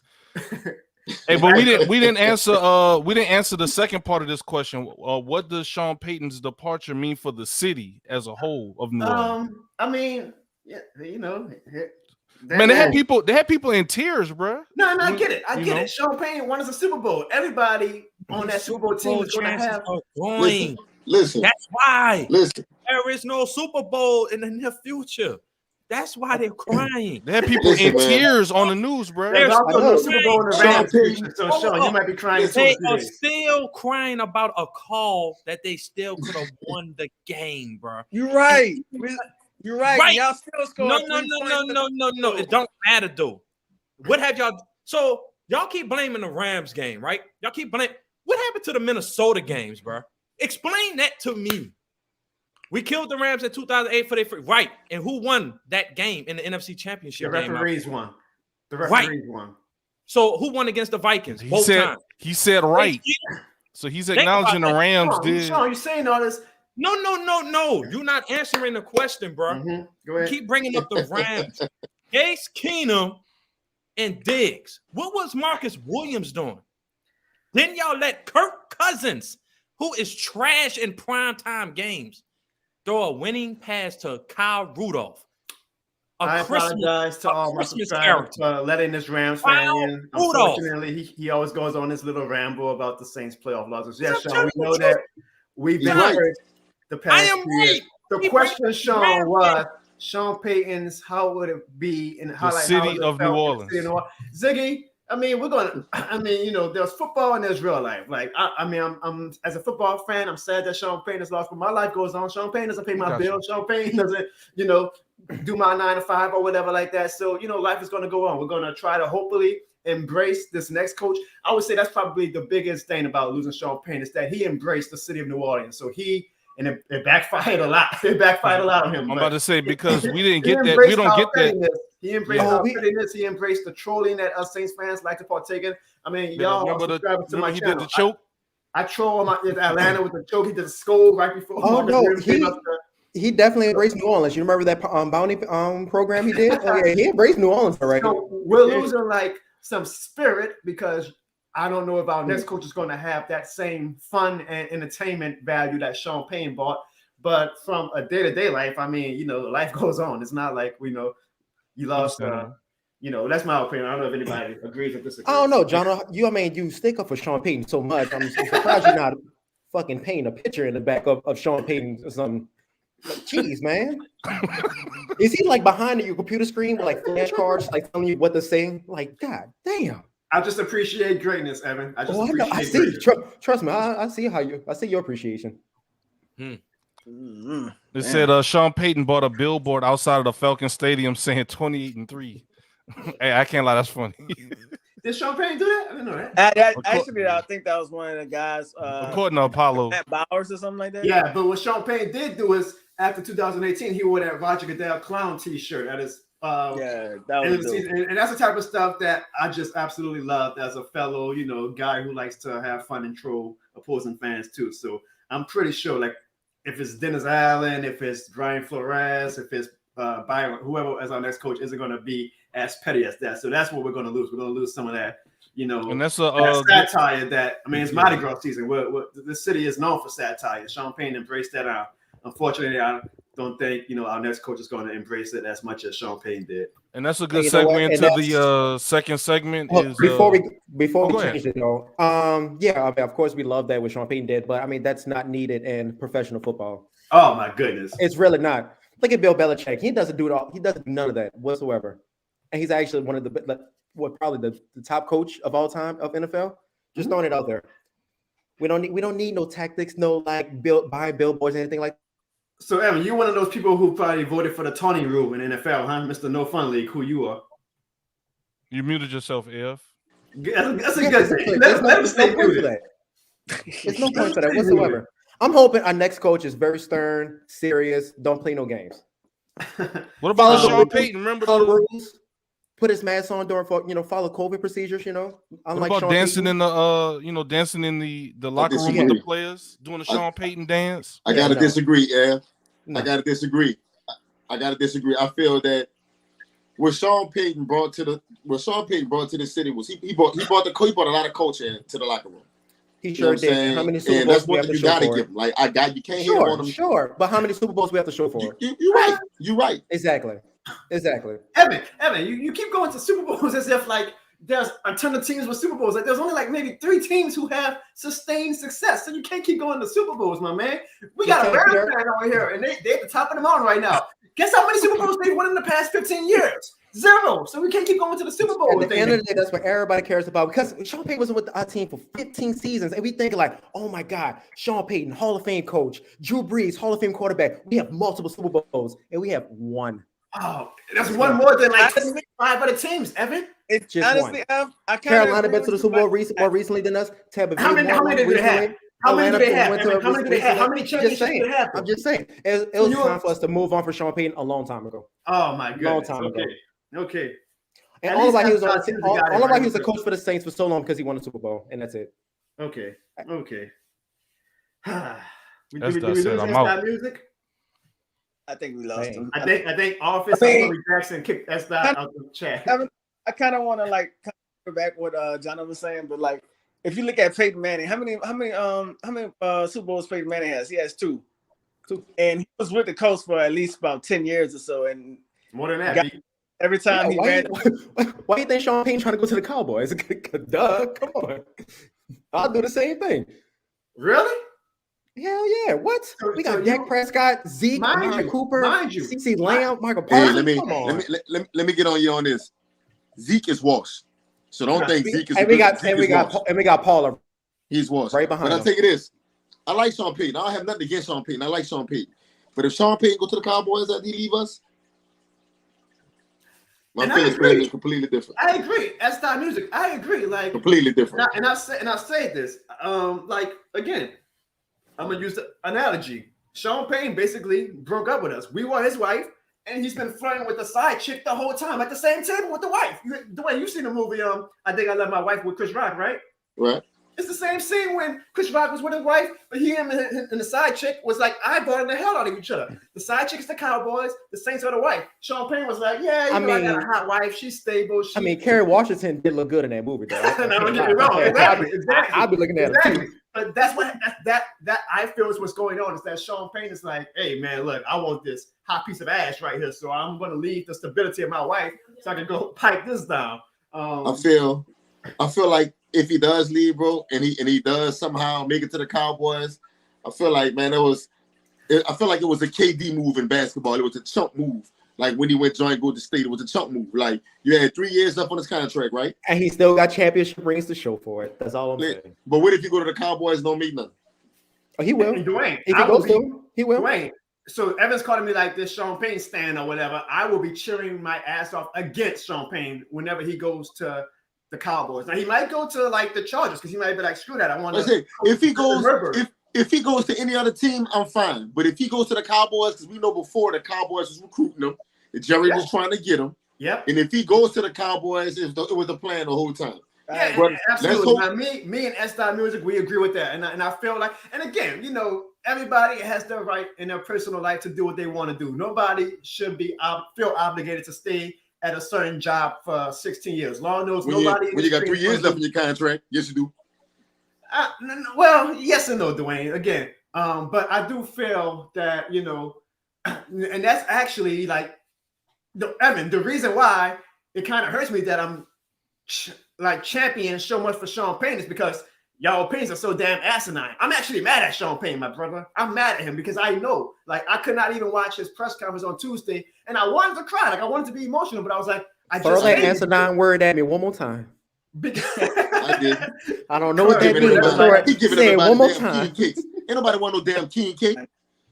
Well, not even that, Dwayne. I was looking at it and I was like, this doesn't have the same emotional value to me the way when Drew Brees retired, because I know that Sean Payton is going to be in the same spot in 2 years with a Dallas Cowboys backdrop. So I was like, I can't get emotional when I know that this he didn't even look sad, bro. He looked sad, but he also made it a point. Bro, he kept saying, look, no, he didn't. He said it without saying it, Dwayne. He was like, hey, y'all, I'm not done coaching. Wink, wink. Like, he was basically saying, you know, don't think that I'm retiring. I'm quote unquote stepping down because he was ready for a change. more power to him. He has every right if he wants to do a new chapter in his life, more power to him. But I do feel some type of way that with all this, I don't know, talent and culture that he has brought to the team, that for some strange reason, not even strange, but that he always flirted with the Cowboys. And I'm like, for what? Like, Jerry Jones is going to be on his ass 24/7, whereas with the New Orleans Saints, Sean Payton was basically the owner. Gail Bisson, all she does is just sign the checks and goes travel the world. Sean Payton was basically the owner. This is why I'm more upset the way he left. This is why I'm upset the way he left. Okay, you had to deal with a bunch of injuries this year. You had to deal with a bunch of COVID, a bunch of BS with the refs that we always deal with. Cool, bro. Come back, get your team back healthy next year, right? Everybody comes back healthy. We see what we did. We almost got into the playoffs with a subpar team. Let's get the team healthy, get some draft picks, see what we can do. If that doesn't work, fine. You got all that. You tried it. Go about your business, brother. I have another question for y'all. Do y'all think Sean Payton pretty much ran the Saints, right? You think Jerry Jones would give that much control to Sean Payton? Hell no. Absolutely not. So why would he give up all that control he had in New Orleans to be just a head coach in Dallas? I feel like he wouldn't have as much say so. Because somehow Jerry Jones pulls the strings no matter who he get. Jerry Jones always wants his fingers in everything. So it's hard for any coach to be like, has the autonomy to be like, oh, let me do this. And Jerry Jones, well, this is the way should be done like this. So you should do it like this, So, with having the autonomy in New Orleans where Sean Payton has it and Jerry Jones controlling it, trying to be the GM and the owner, I don't know if it's going to work like that. He might get frustrated. He'd be like, oh shit, I don't want to do this shit, anymore. So that's how I feel though. So I guess the next question is, who would you hire as the next coach? So at this point, we've established Sean's gone. We've grieved. Now we're in the recovering process of, all right, let's find a new coach. Who's some candidates? Who would you pick as the next coach to be the leader of this organization? Actually, anybody? Yeah, go ahead. Anybody? Go ahead, bro. I would pull a spade move. Actually, I would probably take Kellen Moore from Dallas. Goodness. Oh, hey, no. wait. First of all, because they got a trade probably, right? Put him on mute. Go ahead, Brad. Get your thoughts out, bro. First of all, and Evan can agree with me. First of all, didn't Sean Payton come from Dallas anyway? He was an offensive play caller for Dallas anyway. So I'm like, let's go back and circle that direction, and pick him up or something like that. So I don't know why y'all disagreeing with me like that, Just take him from now, Just get a great defensive coordinator, see if Dennis Allen's going to stay where he's at, and we'll be all right. All right, we got some people in chat saying Pete Carmichael, Dennis chat. Allen. Who you guys want us to next head coach? We want to hear from you guys. Brian Flores, Eric Bieniemy. Who said Dennis Allen, if you don't mind me asking? Apollo #1 said Dennis Allen, and I think S. Ryder also says Dennis Allen. I also agree with Dennis Allen too. I say Dennis Allen. Go ahead, Evan. Go ahead. I mean, Dennis Allen was a head coach of the Raiders and went 4-12 in both his seasons. So why would y'all want him as a head coach? Evan, did you know that? Great defensive mind. Hold on. I'm gonna squash this right quick. Evan, do you know that Bill Belichick was the head coach of the Browns and was like 5-11 before he went to the Patriots? So don't give me that bullshit. Next question. That's completely different, though. Oh my, everything is different with Bill Belichick. We don't need a defensive coach. We need an offensive-minded coach. Bill Belichick pictures and you love him so much. Well, look, that's why I said I agree. Dennis, I feel like y'all will get Dennis Allen as the head coach because of what he did against Tampa. Like Tampa, what he did against Tampa. Hey, do we have our first round pick for next year? Yes. Say it again. Okay, we're gonna be getting a #1 overall if we have Dennis Allen as the coach. What? That's why I said. That's Dennis why Allen beat the Tampa Bay Buccaneers this year when he was the head coach. Yeah, look how terrible that game was too. And defense was phenomenal. It was. Defense was phenomenal. But that's why I said, Evan, I feel like you are right, Evan. But that's why I said what I said. Think about it, Jono. No, think about it. Evan does have a point. Let's look at Rex Ryan. Let's look at Todd Bowles. Let's look at some of these defensive coordinators that got head coaching jobs. All their philosophy is run the ball, play great defense, and throw the ball about 20 times. Correct me if I'm wrong at any point. That's why I said if you hire Dennis Allen, they're hiring Dennis Allen to try to keep the culture somewhat the same. It might not be the same as Sean Payton, but Dennis Allen has been there long too. He got a great relationship with the players. So why not just keep him as the head coach? But you better find an OC that can put up points. Because if you don't, then I agree with Evan. Y'all would have the number 1 pick in the draft. So like what Tyrese Mitchell is saying right here, he doesn't know offense, is what you're saying. He needs a good OC. No. But look at the past history, though, Zig. Look at the past history. Mm-hmm. Rex, all defensive coordinators that have look at your boy from San Fran. I don't know his name, Robert Salam or whatever his name is. Mm-hmm. Yeah, granted, he went to New York Jets. We all know they trash, but all defensive coordinators, besides Bill Belichick, of course, they haven't done well as a head coach because their philosophy is run the ball, play great defense, and then throw the ball, I guess, manage the game or whatever like that. No. Have a culture set up with Dennis Allen already, but hire a fire OC. Now, who that OC might be, somebody say Joe Brady. I mean, he did. Was he once with y'all at one point as a passing game coordinator? That's a great candidate. You can get Kellen Moore if he's interested in coming. Yeah, keep Sean. Like, no offensive coordinator. You need a fire OC to come along with Dennis Allen. If you don't, Evan is correct. Y'all will get the first overall draft. No offensive coordinator, Sean, is going to make a lateral move to become offensive coordinator for our team. It's like you're saying Kellen Moore and Eric Bieniemy, but they're not going to leave their great jobs to come play offensive coordinator. I didn't say them two, but they got other OCs that's. What about Pete Carmichael? What's going to happen with him? Good job, Jimmy. That's what I'm about to say. So here's the deal, guys. I think Sean and S. Music say that they want Dennis Allen, which I'm fine with. I can live with Dennis Allen, but if it's Dennis Allen, then we need to expect that there's not going to be any quote-unquote sexy hires. Like we're just going to elevate Pete Carmichael to OC, and we're probably going to have Chris Richard, who I like a lot. Chris Richard did an amazing job with our secondary last year. And as you guys know, Chris Richard was the secondary coach for the Legion of Boom when they were one of the greatest secondaries of all time. So I would love for Chris Richard to be elevated to defensive coordinator if Dennis Allen becomes the head coach. I don't think there's any right or wrong answer with this, honestly. Like I think you can.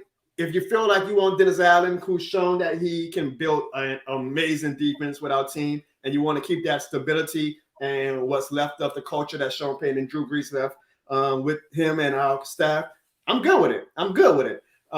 It might be a cap to how great we can reach as far as the heights of this current iteration of the New Orleans Saints, but it's all good. Now you can also go and say, you know what, we're going to try and start a brand new era, and that might be at risk of losing people like Chris Richard and Dennis Allen and Pete Carmichael, but maybe we do want to bring in a Brian Flores. Maybe we do want to bring in a Brian Bieniemy. Maybe we do want to bring in a Byron Leftwich. Personally, kind of want to have a black coach for the New Orleans Saints myself, because I think it'll be pretty cool. I mean, we're a majority black city, so I think that would be pretty cool to finally have a black head coach. But I can see both sides of the argument. I'm going to let S. Music take this discussion over. I don't have like a strong preference on either way. I'm just going to say this.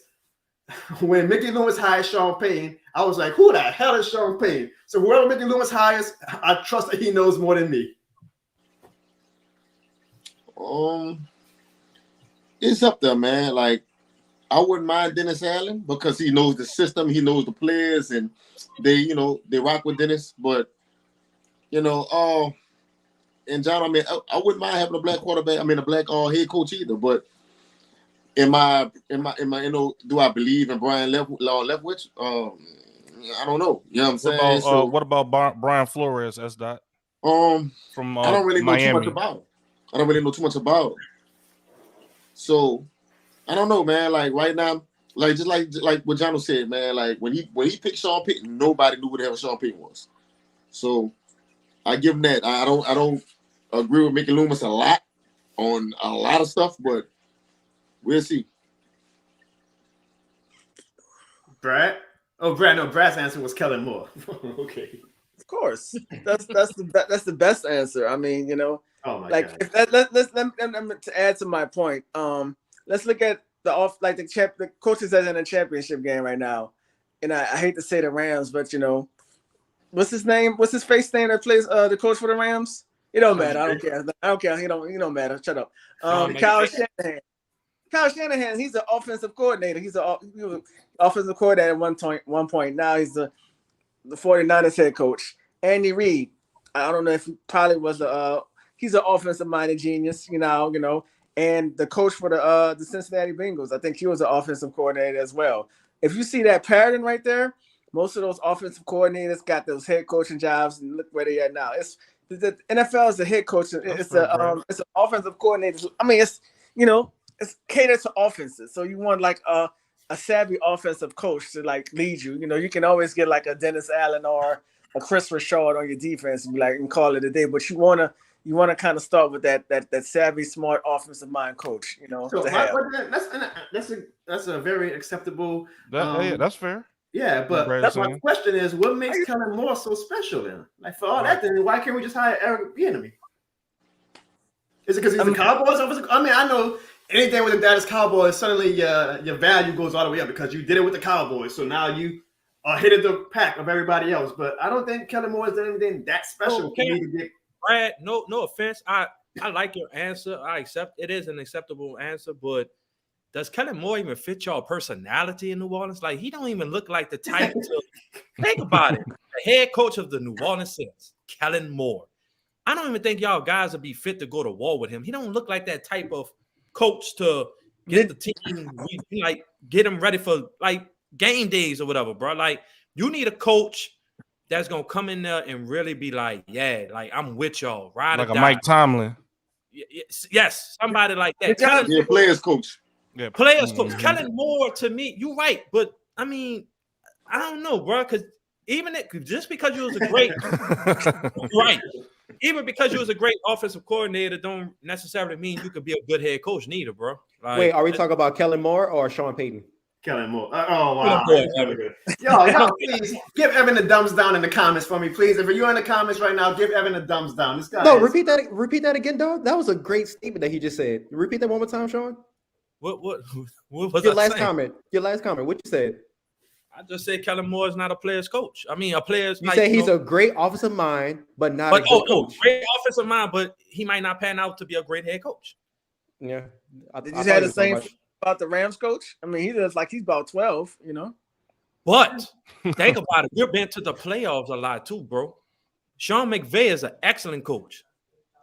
Excellent. Where are we now? NFC Championship game? He calls his own plays. The Super Bowl like a couple years ago. I'll ask you this. If Sean McVay was right, if Sean McVay was available right now, would you take him? Remind me? Would you take him? Would you take him? Huh? Would you take Sean McVay right now if he's available to be a Saints head coach? Hell no. I would not take that little fool. That fool. Nah, he's talking foolishness. I would definitely take him. I would take him. I ain't Jono? I would take him. If who was the head coach? If Sean McVay was available right now. I say Sean McVay. Sean McVay's good. I hate the Rams, but Sean McVay is amazing. I'm giving y'all Sean Payton. Hell, I'm talking as a football fan. Of course, you can see Brad is taking everything personal because he's saying 3 points and that don't matter, bro. Who doesn't do well against Bill Belichick, bro? I mean, he's a great fucking defensive-minded coach. I mean, then we had Jared Goff, bro. Like, I'm glad he's gone, but we had Jared Goff. So all right, then Todd Gurley had arthritis knees. I'm not about to get into it. We lost the game at the end of the day, but don't matter, dog. The first couple things you just said sound like you was making excuses, but let's move on to the next question. Hey, all right, you're right. So let's go back to the game that y'all keep bringing. Well, I ain't gonna say y'all. Certain people keep bringing up. Did a Drew Brees have the ball last in overtime? Did he? Did he? Next question. Who got the next question? My point. That's what I'm saying. So next question, and I'm not to cut you off, Zay. I'm sorry, bro, but we got to keep bringing it. They keep bringing it up, so we got to explain it. Dwayne, Evan, Jono, correct me if I'm wrong. And I remember the game like it was yesterday. Didn't y'all even agree with me when when Sean Payton made a dumb play call? I remember Ted again caught the ball before the 2-minute warning, right? Yep. And then why didn't Sean Payton run the ball first play run to the run ball. the clock out?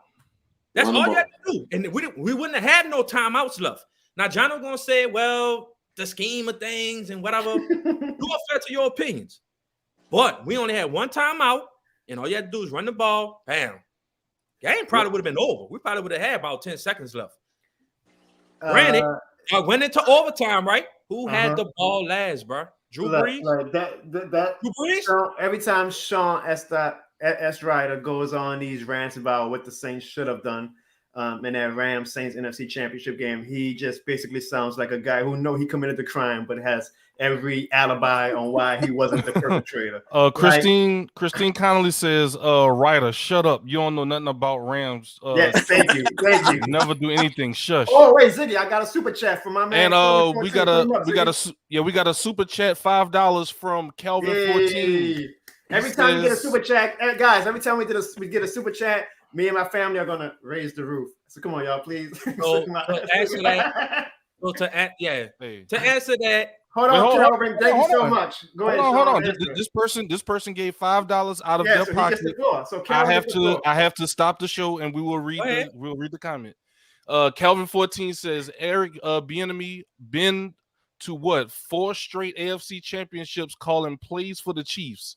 If you're going to hire anybody on offense, it needs to be him. And you so know once what, again, Calvin? shout out to Calvin 14. Shout out to Calvin 14. I appreciate it. Let me tell you something, Calvin. I'm not mad with that. Eric Bieniemy is also a New Orleans native, so I would love that hire. But I'm not mad with that. It's strange though, Dwayne, because I haven't seen any reports saying that we even made an interview request. So you can't hire him right now because he's like NFC champ. The AFC champion. Nah, screw that. Because they were interviewing coaches when they were still playing. I don't get, and I'm asking all you guys generally, like, why does Eric Bieniemy never get these interview opportunities? Is he a bad interviewer? Because I just like Brad, you said Kellen Moore over this guy, and this guy has a way better resume. Is it because he's black? I don't get it, Calvin. If you Kellen Moore is just a better offensive coach than him. That's all. I just don't get it, and I think he deserves a shot. Over who? Eric Bieniemy. If you give me Patrick Mahomes.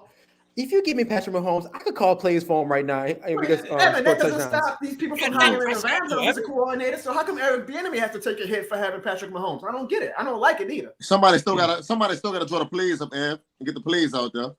Yeah, they gotta give it to Pat. They gotta give it to Pat first. Yeah, and to redraw the plays. I agree. So what does Eric do then? Hold up. My food and I eat it. Sean, hold on. What is that? Sean, back me up on this. Sean McVay calls y'all plays, correct? Yes. So, and y'all have had, I think, 2 coaches people have took from y'all coaching tree because of how explosive y'all offense is. So how come Eric Bieniemy gets to heat that? Oh, Andy Reid and Patrick Mahomes is the whole thing. But then you got these white coaches in LA, and that is getting all these opportunities when you can argue, Mike McCarthy calls the plays. What are the 2 coaches doing from the Rams that they that got taken away? What they're doing now? Well, one is in the AFC Championship. One is in the AFC Championship game, and the other one got sent home by. I'm not discrediting him, Evan. I'm saying Eric Bieniemy deserves that chance too. At least a chance. No, I'm not saying he doesn't deserve a chance. Yes, he does deserve a chance. But I'm just saying I'd rather bring in Kellen Moore than Eric Bieniemy. God. But Evan, I got something for you. Coach I'd rather bring in somebody with a winning culture and a winning record. Cowboys has a winning record. Division. They lose every year in the first round of the playoffs. That's not okay. But we just won a division. And all of our we got screwed this year. That's not winning. They make the playoffs, but then you just got mad at the Saints for Sean Payton for not winning in the playoffs. But now you're just talking about the Cowboys. You're contradicting yourself, man. No, I'm not contradicting myself because it's not my fault that the refs was fucking 40 yards on the last play. No, damn well we about to spike the bar. And the dude like, oh look, let me put my fucking goggles on. Evan been saying we. I'm not. It's not music. Is Evan a Cowboys fan, man? Evan been saying sounds we. like one. He sounds like. I'm like, hold on. He sounds like he's on that bandwagon. He kind of like one bandwagon in the chat with S. Ryder. Apparently, we got 2 guys. Oh my goodness. He been saying we. I let the first few slide, but I'm like, hold up. Yes. I just wanted to let y'all know who I was talking about. That's it. Okay. Hey, quick intermission. Calvin, thank you for the $5 super chat. If anybody else wants to leave a super chat, please do. Hey, we like money. Hey, also we getting ready to open up the chat line so y'all can hop in. Hey, if y'all don't mind, we got 16 likes on Jono's channel. Let's see if we can get them likes up, man. We over 20 people. We got 20 people rocking with us right now, so I appreciate all 20 of you guys. If you're new to the channel, please do me a favor, hit the like and subscribe button. We have a lot of fun on this channel. We're going to do this a lot more often, so I know you guys are like really perplexed and annoyed with like Evan and S. Music's opinions, but hey, y'all can't deny it makes great entertainment, right? And while we also here, I want to give a quick plug. Guys, my man Ziggy the Beast was moderating this podcast stream right now. He has an amazing stream, and I can't thank him enough for hosting his platform Appreciate on my that. channel tonight. Please, y'all, go on his YouTube and Facebook and Twitter. It's all Ziggy the Beast. As well, y'all may not like his football opinions, but I guarantee you, y'all will love his music. And that's S. Music. Dwayne, plug your stuff right quick before we open the chat line, open the stream lines to everybody. Man, they can follow me on basically go to my website, man, s.music.com. You can follow everything on there. I just dropped the album, first of the year, Built Different. Check me out. YouTube, got a lot of videos up there. Check my channel out, S.Music. No doubt, no doubt. So we're going to continue this conversation about who should be the next head coach. But I do, and I promise you guys this, I do want to open up the streamlines so if anybody wants to call or even video chat in and give us a piece of your mind, Ziggy is now going to put that link in the chat box below. And here's what I want y'all to do. This is not just a typical roundtable. If you come on, you got to bring the heat and you got to come at one of us. Okay, so I've seen a lot of people coming at Evan in the chat room. I've seen a lot of people coming out as Music in the chat. So if you call into the show, I want you to come at them. Okay, I don't want you to come in. You can ask questions too, but like I've seen a lot of people coming in saying like they disagree with some of these takes. So call them out. That's what we want. Like, toe the line, but don't go over it, because you just have to still say it for some people. I'm just saying. You gotta let them know. Like, let's not get crazy. It's all entertainment. We all here to have fun. Look, at the end of the day, we're all Saints fans except Sean, and I kind of think Evan is a Saints fan. I don't know at this point, Ziggy, but we're all Saints fans. We all have the same goal of wanting to win. So we can disagree, but we can have fun. All right, I just put the link out. Put the Longhorns on, So before, all right, so Ziggy just put the link out. It's under my name, but that's the link if anybody wants to join. Ziggy, if anybody joins, please add them in. We'll continue this conversation about the next coach. I want to say this, and I guess I'm going to ask you, Estat, do you think that Dennis Allen, if he is named the successor to Sean Payton, do you think he should try and follow Sean Payton's, basically like try to keep everything exactly the same, or do you think Dennis Allen's going to be like, I want to kind of put my spin on this thing, like this is my team now, so I don't want to be a copycat of Sean Payton's way of things? What you think? That's that. I think he should follow the footprint. He gave him the culture, man. Like, he laid the culture, he laid it out there for him. I do think he should put his own input into this, put his own season in that pot of gumbo. But at the end of the day, you already got it made, man. Just run with it. You know what I'm saying? And it's still your season in there too, what you got, and just keep it going. All right. I don't mean to interject, but we have someone in the back room. So we're going to go ahead and bring them to the front stage. Introduce yourself, and then let's start with your topic. PM is what he's going by. What up, PM? Hey, PM, you're muted. Okay, I actually have to do something real quick, but I have to actually do some stuff real quick. But a couple facts about me is I'm 10 years old. I've been a Saints fan for a couple of years, and that's pretty much it. Do you have a question, PM? You have a question, PM? You got a question for Jono? Or anybody? I'll be right back. I'll be right back. All right, make sure you get permission from your parents to get on here now. PM, you asked me like right at the start of the show to be on the show. You bring that heat when you come back, no doubt. No, I said make sure you get permission to get on here now. I ain't trying. Hey, his mom and dad heard Evan on the show. They were like, nah, get off. I said, hold on now. Hey, if anybody else wants, I want to hear from people. Like, I want to. Hey, can I comment what S. Dot said though just now? When he was talking about Dennis Allen following the same blueprint as Sean Payton. Go ahead, bro. Go ahead. Okay, I just want to say that, yeah, of course, Dennis Allen going to put his own, seasonings in the gumbo, his crab, his sausage. But Dennis Allen is also going to put that oysters in them too, and he's going to spoil. So that's what's going to happen. Hey. He's like a head coach. If you know, you know. If you know, you know. And you better not put that oyster in that gumbo. He better Corey Jackson, I know you probably can't. I would love Corey Jackson to come on because he's been dropping some heat to Evan. What about Office? What Office at? I know, yeah. Come on, man. Y'all come on the show. Hey, I want to show the family probably can't see because we in the back room, but I did a poll 10 minutes ago, I asked my audience who's making the best points. Yeah, I see the poll up on your YouTube channel right here. Yeah, is there a way that you can show the fellas? If not, yeah, I can post my screen right here.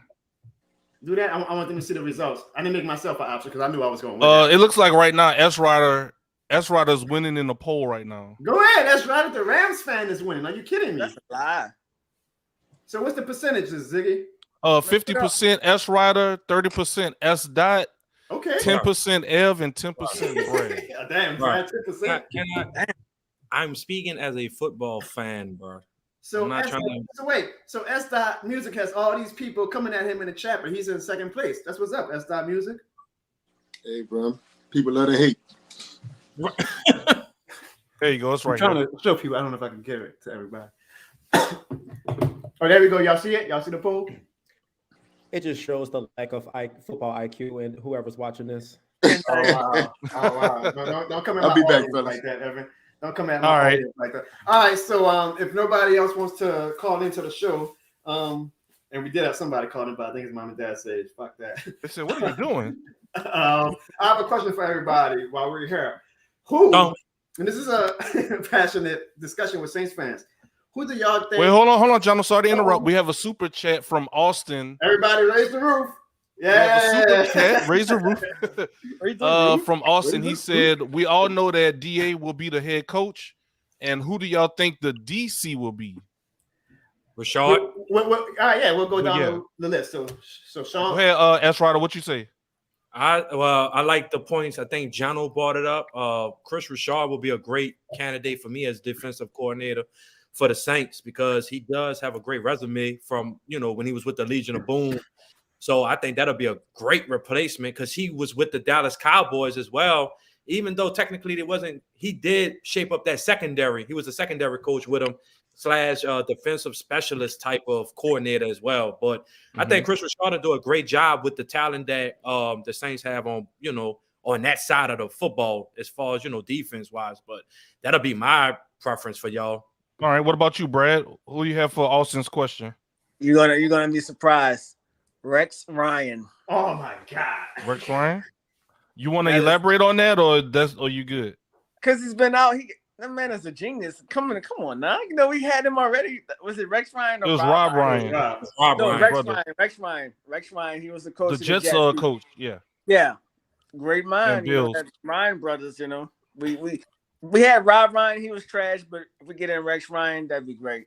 All right, Ev, what do you say, bro? It's gonna be Dennis Allen. No, so you're saying he's gonna do what Sean Payton did on defense? He's not going head coach. So Evan, you're saying we're not gonna even have like somebody just as a I see what Ev's saying. Honorary defensive coordinator by title only? No, it's gonna be Dennis Allen. He's gonna be the head coach and the defensive coordinator. Well, I hate to say it, but again, I agree like Bill Belichick. I agree. Yeah, I agree. Well, no, because Ziggy's, even though Belichick cost the defense, he always names a coordinator because that's how a lot of these guys. That's true. Like Matt Patricia and stuff like that. So, but no, I mean, like the piggyback, like I said, if Dennis Allen is going to be a head coach and a defensive coordinator, you better have a fire OC. That's just plain and simple. Because if you don't, Saints, it's not going to be a great season, bro. And I'm not talking as a Rams fan. I'm talking as a real look at the history. If you don't want to believe me, look at the history. You have to have a fire OC to go along with that. If he's going to do that, get one of these up and coming. Now, if you say Kellen Moore, why would he lead the Cowboys to come down here? That's a great question. But he could be a candidate, but you'll have to get a fire OC, definitely, if Dennis Allen would do that. So that's just to piggyback off of what Evan said. And did Evan went already?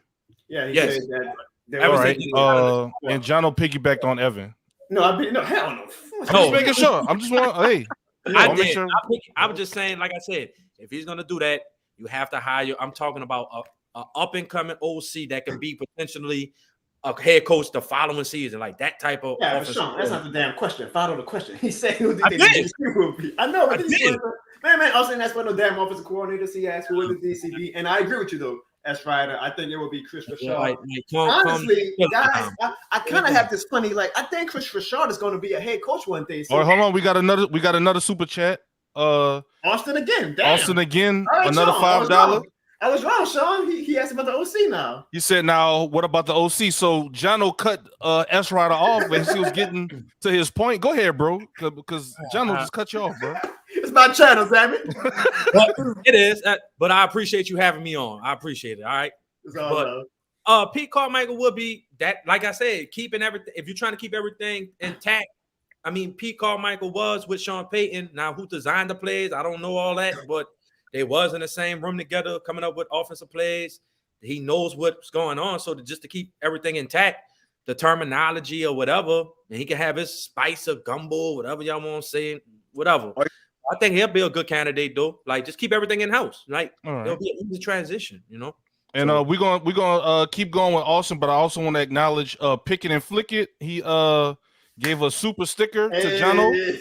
149. I feel like after this chat, Evan, Sean, Dwayne, and Brad gonna be like, "Hey, bro, run about your pockets." We all got this you. Right? I love to take some Roof Chris. Yeah. Well, we're gonna do like 20 more super chats. But back to Austin. Ev, what do you think, bro? Who you think should be the OC? I mean, I feel like Carmichael would be probably the most logical. Yeah, I think he's the most logical answer for it. But I also think that I just a head coach is going to be an offensive-minded coach. I don't think it's going to be Dennis Allen. I would love to have like Josh McDaniels from the Patriots. That's actually a personal favorite coach of mine. Back when he was a coach for Denver, I would love to have him. All right,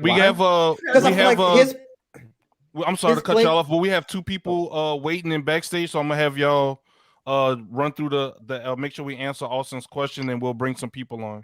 Okay, right quick. Did we lose Dwayne? He said he'll be right back. Okay, cool. He better go play one-on-one. Okay, me and Brad got to answer Austin. Yeah, Brad and Jono have to answer Austin.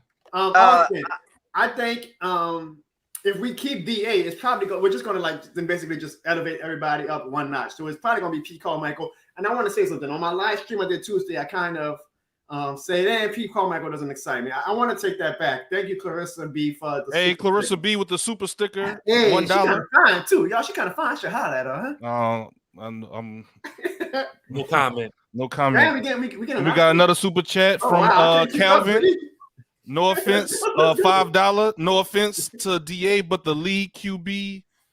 But the league is QB driven. If you want to get a legit QB free agent or develop a rookie, you're going to need an offensive-minded coach. I think we all agree with that, right? Yes. Yeah. I think that's what S. Ryder and some other people said about. Yeah, but I think, Calvin, the problem is that, I don't know, it's just like DA is obviously a very worthy candidate to be a head coach. The Chicago Bears wanted to interview him. So it's like, do you want to risk losing somebody in-house who, I mean, and I know Evan brings up his stint with the Raiders, but I feel like, okay, everybody has a chance to grow and learn from their past. Again, Bill Belichick was the Browns coach and was horrible before he went to the Patriots. So I don't want to hear about, his first stint was a bad thing, as if people aren't allowed to grow and mature.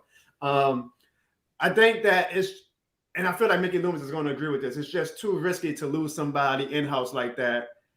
Who is that valuable to try and go see what else is out there, unless somebody wows the hell out of him in his interview. I think it's probably inevitable that it's going to be Dennis Allen. But again, I want to say I'm a very big fan of Chris Richard, and I think he's going to be a head coach too. And it's kind of one of those things that when Washington had, God, I forgot who their coach was, but they had like Sean McVay and Zach Taylor all on the staff at the same time. And that is true. Damn. That was like 2013. That was I have to cut you off, Jono. That was Kyle Shanahan, Matt LaFleur. I mean, and it's like, and Washington fans feel some type of way because they're like, damn, we had all these guys on our staff, but they had Jay Groom. Jay Groom was their coach, and they had to like stick with him, even though they know that they had these hot candidates who were potentially going to be great coaches, and now they are great coaches.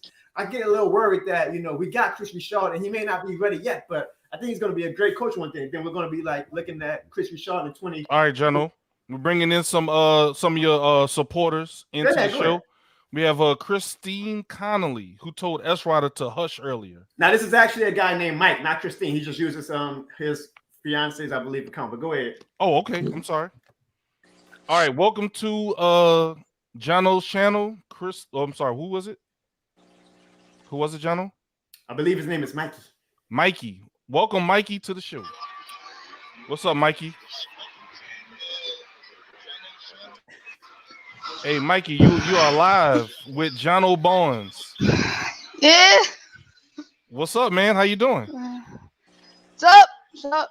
You got anything to No. say to the panel? All I have to say is, Ryder, you do realize the Rams did cheat, and now you're complaining about the refs. Thank you. Somebody that agrees with me. What's up? Mikey, we appreciate that. Yes, Mikey. Unfortunately, S. Ryder, when he was born, I don't want to get too personal, but he missed a little bit of chunk in his brain. Hey, Mikey. Hey, Mikey, this is what I'll do for you. I'll let you talk with S. Ryder so you can, put him in his place. How about that? That'll work?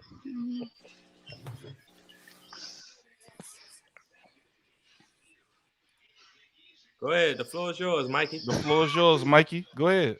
Talk your talk.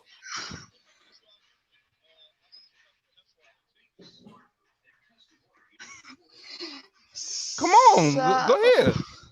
So, Ryder, so when are you gonna write your disappointment script for when you get blown out by 20 points on Sunday? And even if you do win, you're gonna play either the Chiefs or the Bengals. And if you play the Bengals, well, Joe Burrow is gonna light you up for 20 touchdowns, I would say. And if you play the Chiefs, Patrick Mahomes is gonna light you for 79 touchdowns. So it does not matter who you play, you're gonna get your ass beat because let's just say the Rams have a way of choking. You cheat your way to the Super Bowl and only score 3 points, I believe, and you allow 13 and you still lose.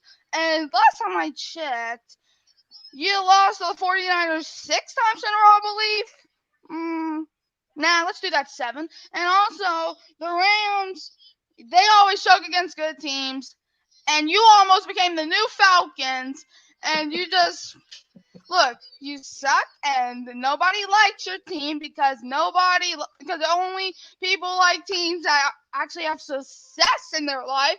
Because we may have one Super Bowl ring, but how much do you have last time? Well, how much do you have, Ryder? Oh, yeah, believe it, not more than one. So. All right. Ryder. So can I respond to that, right? Of course. So he wants to say we didn't beat any good teams, right? We didn't beat any good teams. May I recall, did Tampa Bay win the Super Bowl last year? Yes or no? Were the Tampa Bay Buccaneers? They retired, but they won the Super Bowl. But who almost? I let you speak. So let me speak, right? So you said we choked against good teams, right? That's cool. Who's Tom Brady? Is he the greatest? You mean our son? Yeah, I know. No. Tom Brady. He's a good quarterback, right? A great quarterback. 7 Super Bowl championships, right? Last year, right? 4 straight losses. Didn't the Saints beat Tampa twice in the regular season? Beat them twice, right? And when the playoffs came, Buccaneers beat the Saints, right? Beat them twice this year. The Saints lost. Whatever you say is not going to affect the fact that you are trying to cheat again by the tickets. I'm going to say this. When the Rams win the Super Bowl, because we are going to win, we're winning by 20, and we're not worrying about Joe Burrow. You want to put a bet on that? Because you know who we got on that defensive line. You know who we got on that defensive line? And nobody's going to deny this. Aaron Donald. You do realize the Bengals have a good defense, and the Chiefs have a good offense. So no matter who you play, you're going to lose. Everybody counted us out against Tom Brady. There was no Falcons letdown. We're not no Falcons. All right? If the Saints took care of their own business like they should have during the regular season, you wouldn't have depend on us, the sad team, for y'all to come in the playoffs. And now I'm kind of regretting it because I wish we would have beat y'all to knock y'all out the playoffs. Because y'all wasn't going to beat us at all. You know that, right? You would have been crying. Right? It would have just been a low-scoring game. No. It wouldn't have been a low game. Matthew Stafford would have torched that defense, and we would have won. So either way it goes, just look at it as a gift.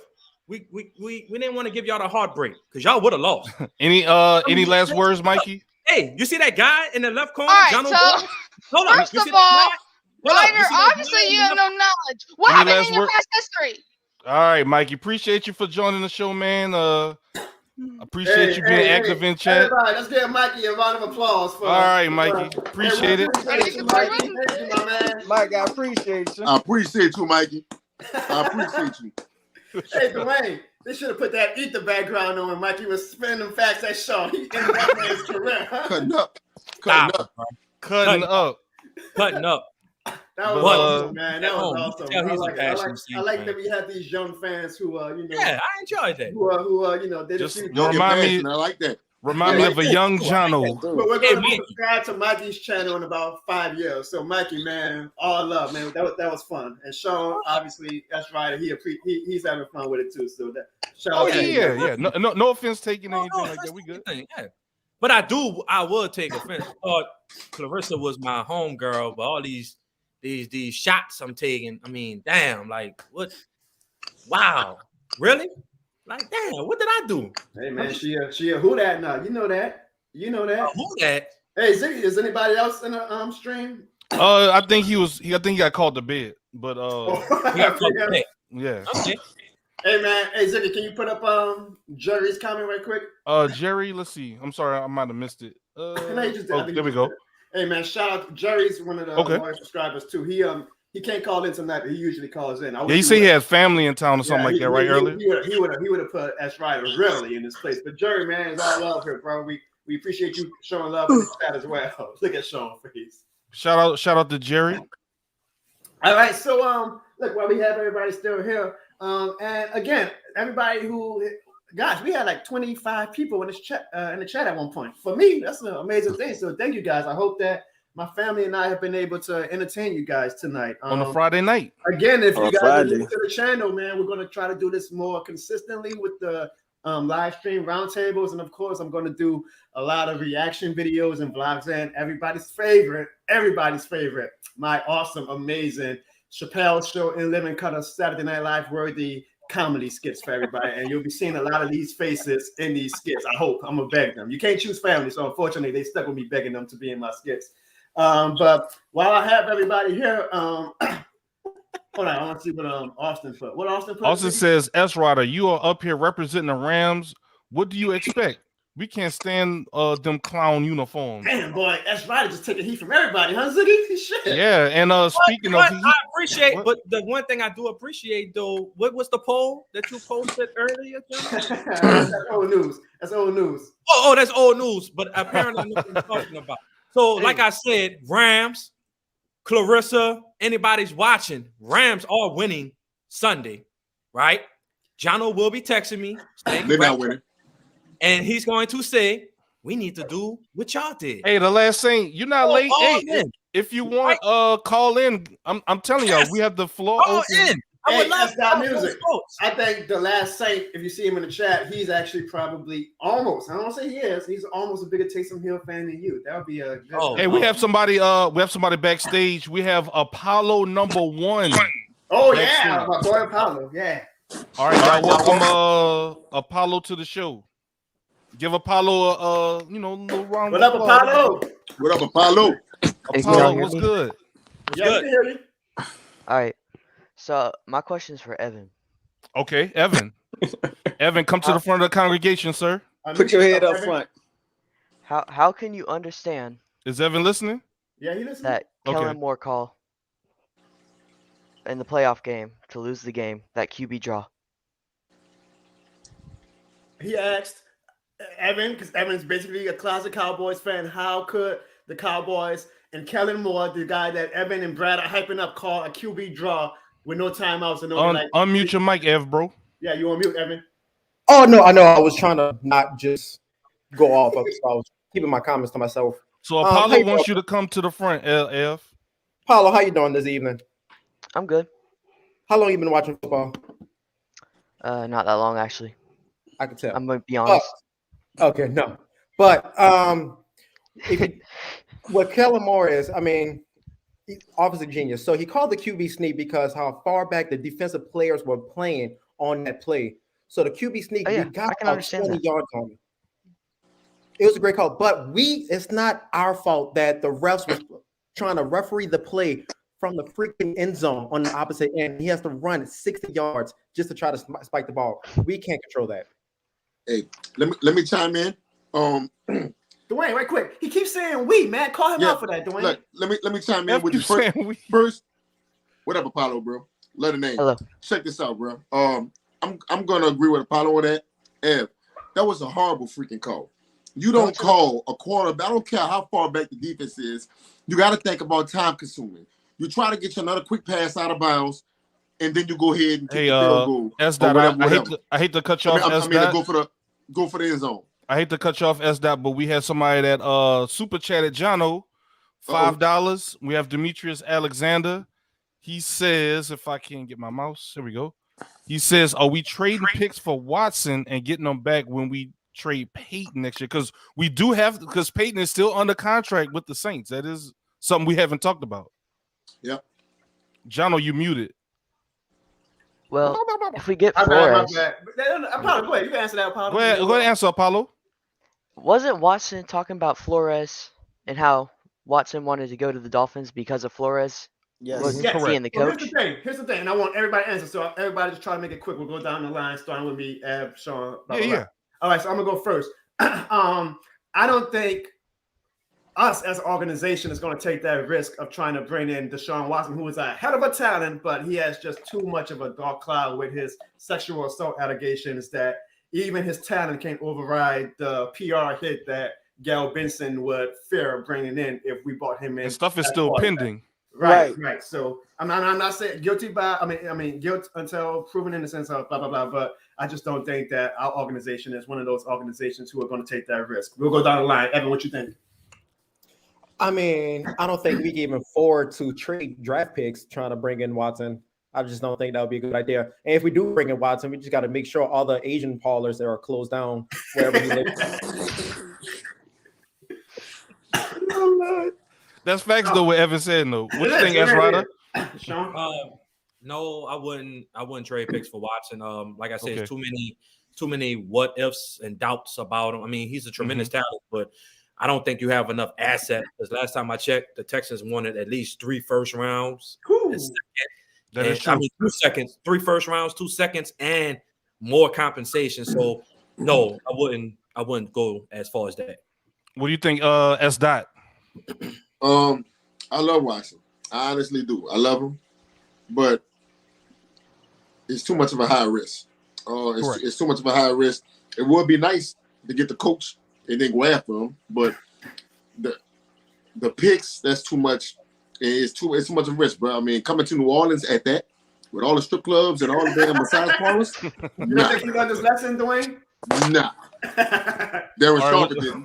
What you think? That's a good one. That's true. What do you think, Brad?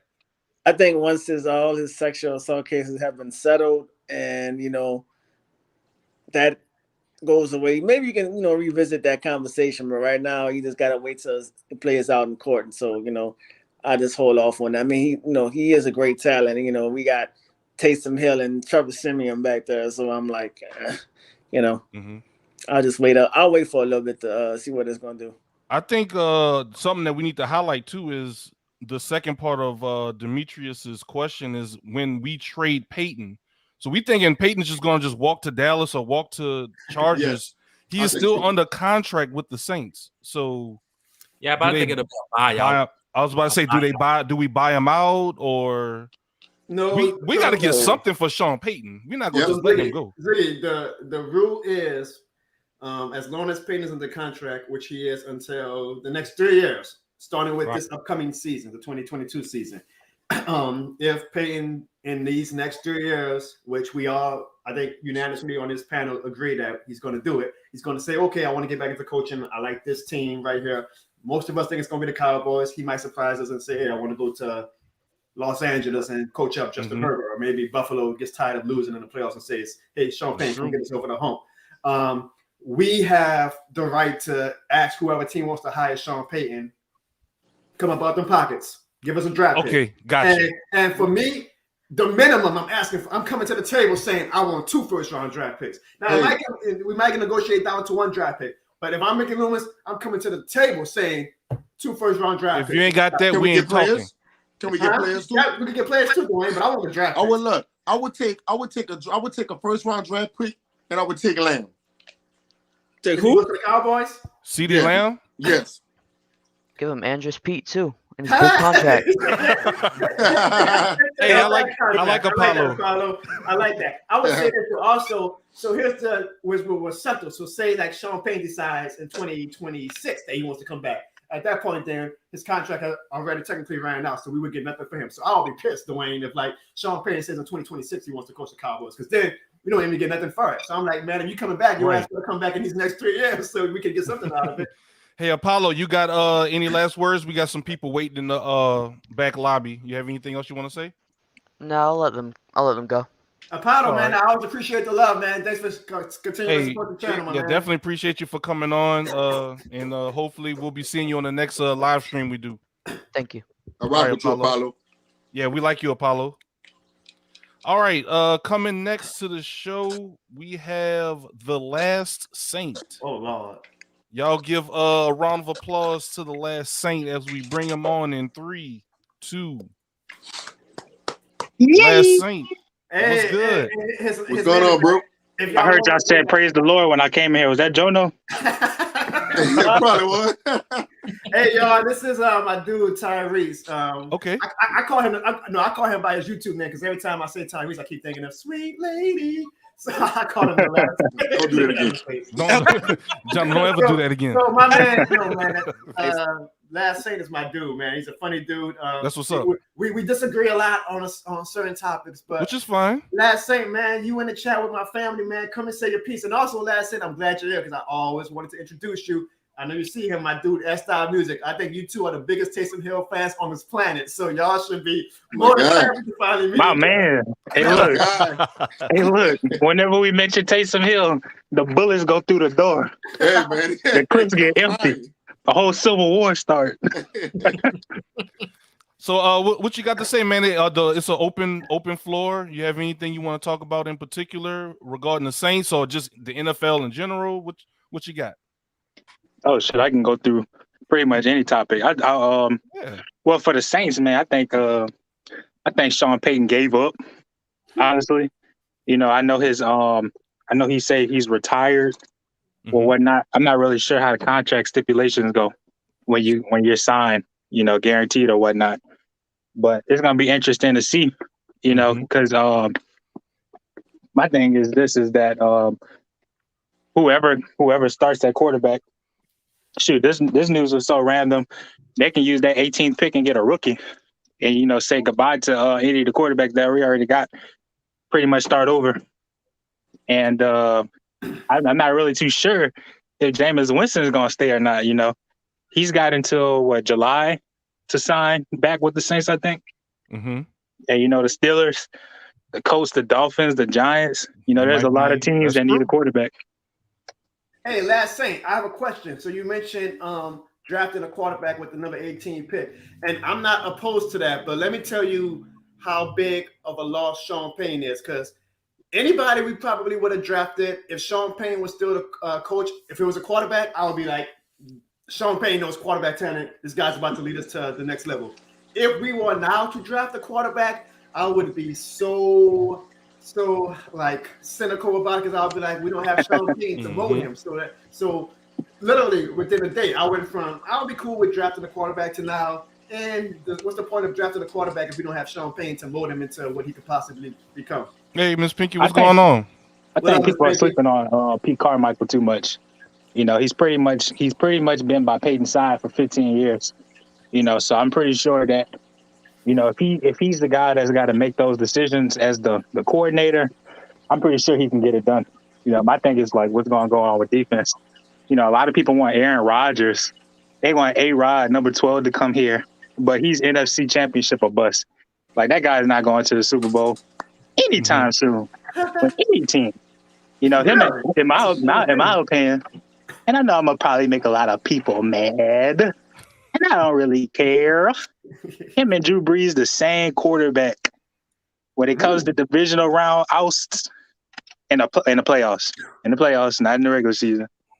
Because A-Rod is 10-8, and Drew Brees is 9-8 in the playoffs.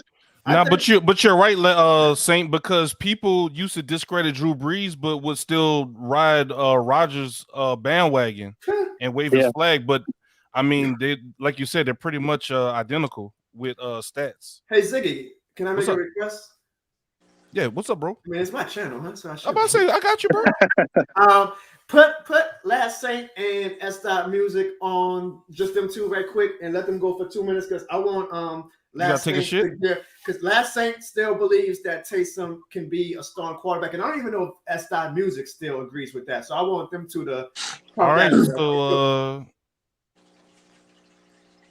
according, this is what Jono wants. He wants the two Taysom Hill fans to talk. Dang, well, look, man, let me give y'all the gospel right quick. Because, you know, there are a lot of heathens and unbelievers out here in this world. You know what I'm saying? Look, Taysom Hill, you know, he's been with the system for what, 5 years? He's a veteran alongside AK, Michael Thomas, and other players. I mean, it's kind of weird when you say that last season was his rookie season, because that was the only time he pretty much started. You know, but he's getting better. He looks way better in the pocket. You know, he's one of the best scramblers too when it comes to running down, gaining yards when the play doesn't work. Falcons game is definitely a testament when he went off. And I know the Cowboys game didn't make him look good, but he did have a bad finger when he was throwing it. In game. You know what I'm saying? In game. So you legit think though that Taysom Hill is a worthy starter next year if we go into the season with him as a starter? Yeah, I absolutely think so. That's not what you think about that. Because I think even you was a little leery on Taysom after you see him play a few games. So I'm still a firm believer of Taysom. I do believe him, but I do think Taysom is more. After seeing him this year, I don't know if it was more of Sean Payton trying to make him stay in the pocket. Once again, he didn't have his key because you see how good he was when he did have Michael Thomas. How the chemistry with him and Michael Thomas was like amazing. You know what I'm saying? So you gotta look at all that, man. Then later on in the year, he had a bum finger. He didn't have the weapon that he was used to throwing the ball to. Sean is trying to make him stay in the pocket, try not to scramble as much. I think he's still a better quarterback than most quarterbacks. Some of these quarterbacks I've seen in the league. So he can still be a starter. But I do like him more as a gadget player, though. I do like him. I think he's best at being a gadget player. But putting him in a quarterback position, he can still make plays. Yeah, and I think that it was a good idea to force him to play the pocket, like in the Buccaneers game, because obviously this man can't keep on running, and I don't think the utility role is going to exist for him in the future, because the guy is literally breaking his foot down. And he's breaking his whole body down. Yeah, like I think he ran on a draw play, and nobody hit him. Like he torn his Achilles or something like that. His body, Dwayne, I think is definitely, you know, you can only take so. I don't know if y'all can hear me. I keep getting a call. I keep getting knocked out. Can y'all still hear me? Yeah, you good? Yeah, we can hear you. I can't hear y'all, but I feel like in the pocket this year, mind you. It's like a rookie year for him. He's panicking in the pocket. He's instead of waiting for it, he just 1-2, and I'm ready to get out. I'm ready to throw the ball away. I think he need a lot of work in that pocket. Yeah, he has a lot. He has much to do. If Jameis Winston does come back, and because I'm pretty sure there will be a QB battle. I mean, one guy's 5-2, and the other one is 4-1. Right. You know, I know a lot of people say team. That's what Sean Payton, though, guys. Remember that. That's what Sean Payton. That's what Peyton. Yeah, but there is a clone named Pete Carmichael. So we will see. We assume he's a Sean Payton clone. That don't mean listen. Hey, I hope. The guy talking to S. Music, he's a great rapper. I could follow him for 10 years. That doesn't automatically make me a great rapper just because I followed him for 10 years. So we just can't assume that because Pete Carmichael was with Sean Payton for 10 years that he's going to just be able to take Sean Payton stuff and just run it just as seamlessly as Sean Payton. No. But you're right. I say that because the Buccaneers game, there were a lot of targets that Taysom, like in the first half, he was balling. He didn't get any touchdowns, but he was moving the ball down the field. in the pocket. But in the second half, there were a lot of passes that he did miss that could have been touchdowns. It would have been a blown out, had you seen that. Yeah. I mean, but I do agree. Let's just say, worst case scenario, we don't get any quarterback. All right. And Winston does stay. And you have Winston, you have Hill. And you're the first coach. You have to have a quarterback back. They got to battle it out. They have to battle it out.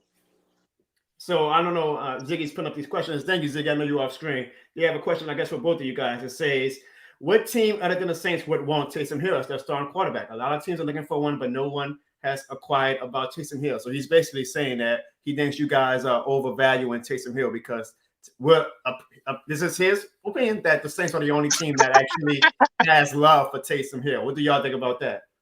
There's a lot of, I feel like there's teams out there that don't have a quarterback at all. But Taysom Hill contract is pretty high too. Thanks, Sean Payton, for that, huh? Yes. That boy Sean Payton paid his homie and say, all right, nigga, I'm out. Hey, that's real though, huh? That's real. Sean Payton said it is. Hey, Ziggy, you can bring everybody back on. And I would say this too with the contract. I know that people are saying that the stipulations are hard. I say that the only thing hard about that incentive is getting the rushing or the MVP. Yeah, but also as you said, we're not really even running Taysom that much when he's the starting quarterback. And now I feel like we can't because, like you said, he broke his foot literally doing nothing. Like his body is already showing signs of. I don't know if I'm sure you know Tyrese and Dwayne knows. Like Taysom Hill's body was breaking down in college, so it's a fine line of how much you want to utilize him, while also knowing that every hit basically takes some life out of his football life. Yeah, I think that's why they want. Yeah, I think that's why they didn't have him run as much because. So this to me, this is the best situation. Jameis comes back. Jameis is the starter. And, before Jameis got hurt, he was looking pretty good. He was getting the field back. He was looking good. He was also running the ball. He was looking good. I feel bring Jameis back, and you can still put Taysom in like he was doing with Drew a couple of years ago, bringing him in for a couple of passes. Gadget player. Yeah, some gadget plays, things like that. Put him at the slot every once in a while. Put him in. You know what I'm saying? They switch it up. All right. I don't want to have Evan, S. Ryder, and Brad just standing there. So let's pivot off this. To you three guys, you just heard Dwayne say he would rather have Jameis. He wouldn't mind Jameis coming back. Tyrese also said he wouldn't mind Jameis or Taysom. Do you guys think that we need to kick the can down the road and bring back Jameis and run it back with basically the same team as last year? Or do you guys think that we should go after another quarterback, rather it be via free agency, rather it be via trade, or rather it be via the draft? Let's start with Evan.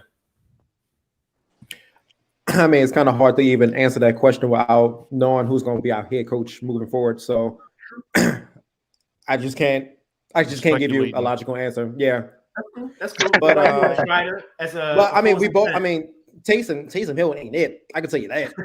I agree, Evan. I mean, bones just like this.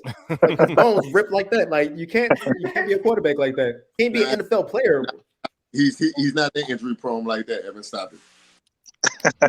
Are you serious? My boy played through 4 leg injuries. That's crazy.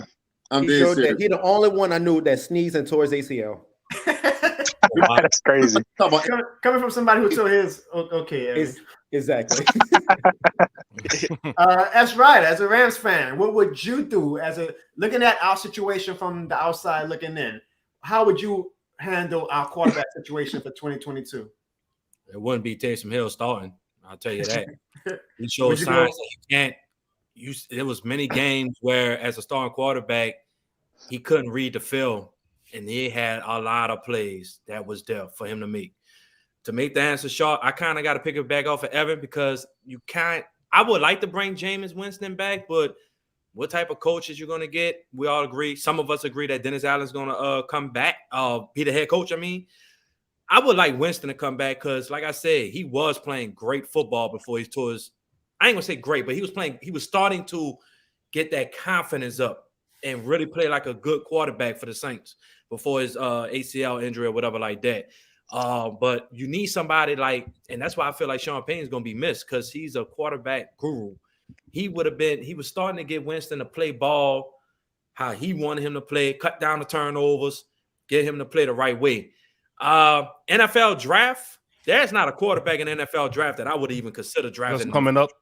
I would take a quarterback from a small school that has really good statistics, because that means that they're playing against harder competition. Yeah, I'm just saying, like, if you can't find a way to get Russell Wilson or whatever type of quarterback you feel like the Saints need, fellas. But that ain't happening without Sean Payton. Nah, Russell Wilson without Sean Payton. Without Sean Payton. Or, like I said, it goes back, Jono. Like I said, an offensive coordinator that can help Jameis develop. You know what I'm saying? I don't think Pete Carmichael can help him. I don't know, but somebody else can. But the NFL draft, there's not one quarterback that I would even consider taking in the first round, bro. Not even in the second. You say that, but also nobody really knew who Patrick Mahomes was at this point in 2018. So you're talking in absolutes, but let's be fair. Now we gotta let's watch the combine and stuff before we make these declarative statements that there's no quarterback worthy of being taken in the draft. All right, that's cool. That's a fair point. But at the same time, though, Jono, I think the way the NFL is looking now, bro, it's all about we need this. Like they expecting rookies to perform like this. Like they call him trash. That is a good point. Right. First year, all right, yeah, bumps and bruises. See, come the following year, it's really like, all right, win now. Let's play. Let's start especially if they start putting pieces around you, weapons. I'm talking about great weapons too at that. So I don't know, Jono. I mean, that's a fair point. Nobody really knew who Patrick Mahomes was unless you was really into college football or watching the Big 12. That's where Texas Tech play at. So if you was really watching their games, then yeah, but this NFL draft is terrible, bro. As far as quarterback. Quick intermission. Hey, I think Dwayne, we're going to hit on our Pelicans Nuggets bet, but they're looking good for you with the Miami Heat and Clippers, homie. I'm sorry. I'm sorry, Dwayne. What's the score? The score is, I'm sorry, guys. Betting was made legal in Louisiana today, so me and Dwayne, we put some bets in. It's 100-109. Miami's up with 3 minutes left, Dwayne, so you better hope the Clippers get their shit together. 100-109? Yeah, with 3 minutes left. The Pelicans came through for your boy, so shout out to the Pelicans, baby. Who's winning the Miami game? Miami's up by 9 points with basically 4 minutes left. So I need to win by 7. Well, you picked the no. So you good. So you got to see who the Celtics are winning. All right, sorry, y'all. This is personal. We're gonna do this off. Yeah. All right, let's go. Brad. I want Brad to answer. Wait, hold on, Jono. Last thing, you got anything else? We got some people waiting in the back lobby. Oh yeah, I definitely said that, man. Wait, Ezra, are you a Rams fan? Yes, I am, sir. Yes, sir. Good luck, man. Y'all losing. They about to complete the sweep. Matthew Stafford about to throw 3 interceptions again. He's gonna do what he always does. He about to turn the ball over again. And Jimmy G gonna lead that fourth quarter drive. No. Jimmy G's not gonna do anything. Probably their defense or special teams will, but Jimmy G. Debo. Look. When it comes down to being clutch in the playoffs, outside that Super Bowl, Jimmy Garoppolo gonna eat y'all alive in that fourth quarter. I'm telling y'all, it's gonna happen. No, it's not gonna happen. Aaron Donald's gonna cause wreck like he did last game. They about to lock him down. I seen Aaron Donald get locked down. They got Von Miller, Leonard Floyd. They gonna come and reap that. Oh, they'll get him. But when it comes down, they'll get it. We're going to celebrate as if the Saints won when the Rams eventually get eliminated. Can I ask you this though? Yeah. 49ers would be a great running team if Trent Williams don't play, because he's very highly. I mean, Kyle Shanahan was running great plays even without. Right, but like I said, Tristan Wirfs is one of the best right tackles. I don't give a damn what schemes you got. You gonna put a third stringer in there to run the same scheme, channel? I also want to announce, guys, that we're tentatively planning to host a Super Bowl live stream out at my house, S. Music's house, and I know you guys really enjoy. That's gonna be fun. When me and Dwayne really take it up a notch with our passion. Now, granted, the Saints aren't playing, so it may not be as fun, but Eminem's doing. If the Rams are playing, and I'm a big fan, so we're gonna have. So make sure y'all check out the channel. We're gonna do something special. We're gonna do something special for the Super Bowl for y'all with all these guys. Tyrese, man, you know I love you, man. Thanks for coming, showing us love, homie. Appreciate you, last Saint. Appreciate you too, man. I know, Jono. I know you're going through some bad days right now, but look, man, this upcoming season is taste some time. You know what I'm saying? Oh, so y'all be blessed. All right, Ziggy, you can take him out. Oh no, it's all good, man. Hey man, shout out to Tyrese. That's a real one right there. All right, I'm gonna bring in Ziggy. Before you bring somebody on, I got some bad news for Dwayne. the Celtics got the ass whipped. Okay, keep going. Damn. But hey, I got this money tonight, baby. Shout out Hey, to I said the Celtics wasn't winning. Dwayne, I said it earlier. They lost by like the Celtics lost 108-92, homie. They ain't show up tonight, D. I should have took Atlanta though. You should have, because you hit on everything else. You hit on everything else, homie. Damn. Can't win them all, bro. Who else we got? We got somebody else in the studio? All right, I think PM got permission to come on the show. I'm trying to give him a chance. I don't want him to say we didn't give him a chance to come on the show. Come on, PM. What's good? PM, you're live. Okay. So, Evan, what you were saying earlier, I disagree. For real. I mean, what did you disagree with that he said? I mean everything. Damn. S, all right, I mean, where do you want to start? Well, let me say S. Whoever said it didn't. Well, whoever said that Sean Payton didn't feel like a big piece, left New Orleans, man, left the Saints. Mm-hmm. I don't know. You might not be watching the Saints. You might not even know who the Saints are. Damn. I mean, Evan. If it's not, you're saying that it's just not a big piece going on. 15 years, a Super Bowl win, one of the best coaches of all time. I mean, he's saying that, hey, he's over. I mean, he's gone. Like, all right. So, PM, we're going to let Evan answer you. Now, Evan, PM is 10 years old. Okay, so go ahead, Evan. Just remember that, Evan. PM, wait, PM, you're 10? Yes. Oh, okay. All right, so you're 10 years old. It's 2022, so that means you were born around after 2012. 11. I was born in 11. Okay. So you've been watching the Saints and Sean Payton this whole time, and you didn't even witness a Super Bowl, and you still a fan of him. I just don't get it. He's a good coach. He really is. Don't get me wrong. He is a good offensive coach. He really is, but he just does. I mean, there's plenty of good coaches out there, and I don't just think Sean Payton is just one of them for the Saints. I really don't. Wait, hold on. What did it? Repeat that real quick. I would say that he's a good offensive-minded coach, but as far as like head coach, I don't think he's one of the best. Not at all. What do you have to say about that, PM? Dang. In response to that. I'm sorry, man. I can't agree with you on that. Look, the offense brought him up to be one of the best coaches of all time. The defense, that we're gonna talk about later. But for right now, that's what made him a better coach. One of the best. In my book, he's one of the best. In your book, you're saying that he's a good offensive-minded coach, but not one of the best. Is that what you're saying? I can understand where you're coming from. The Saints were built around offense, not defense, when he was here. Besides this year, where defense really struggled. We have some good defenses the past couple of years, but not as good as this one. When teams try to run against us, we shut them down. I can understand what you're saying, but some of that other stuff, But the Rams fan, that was the Rams fan. Oh, S Rider. So you moved on to S Rider. What he said you didn't agree with? I agree. I was agreeing with what you were saying. I was agreeing with what you were saying. Agreeing with them? Yeah, but okay. I mean, I don't like the Rams, to be honest. And it's because of the refs and Matthew Stafford blowing our season, kind of, even though it's our fault that we didn't get to play. He did. That is true what you said, PM. It is our fault that we didn't win the games that is true. Yeah, we should have won the games though. But you caught in the close, and just right in that moment, you blew it. You blew it for us. Matthew Stafford blew it for the Saints.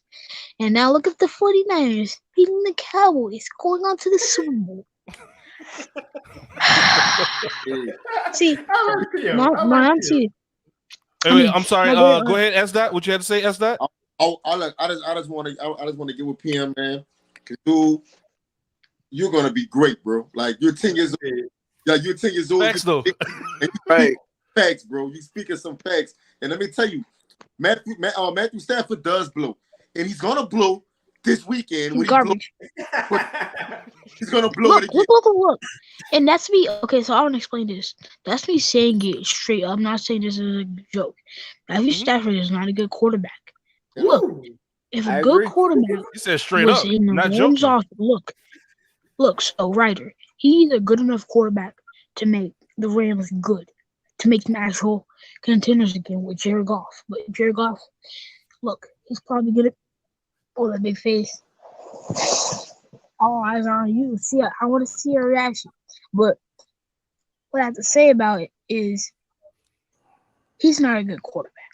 You haven't had a good quarterback in a very long time. That is very true. Maybe before I was born.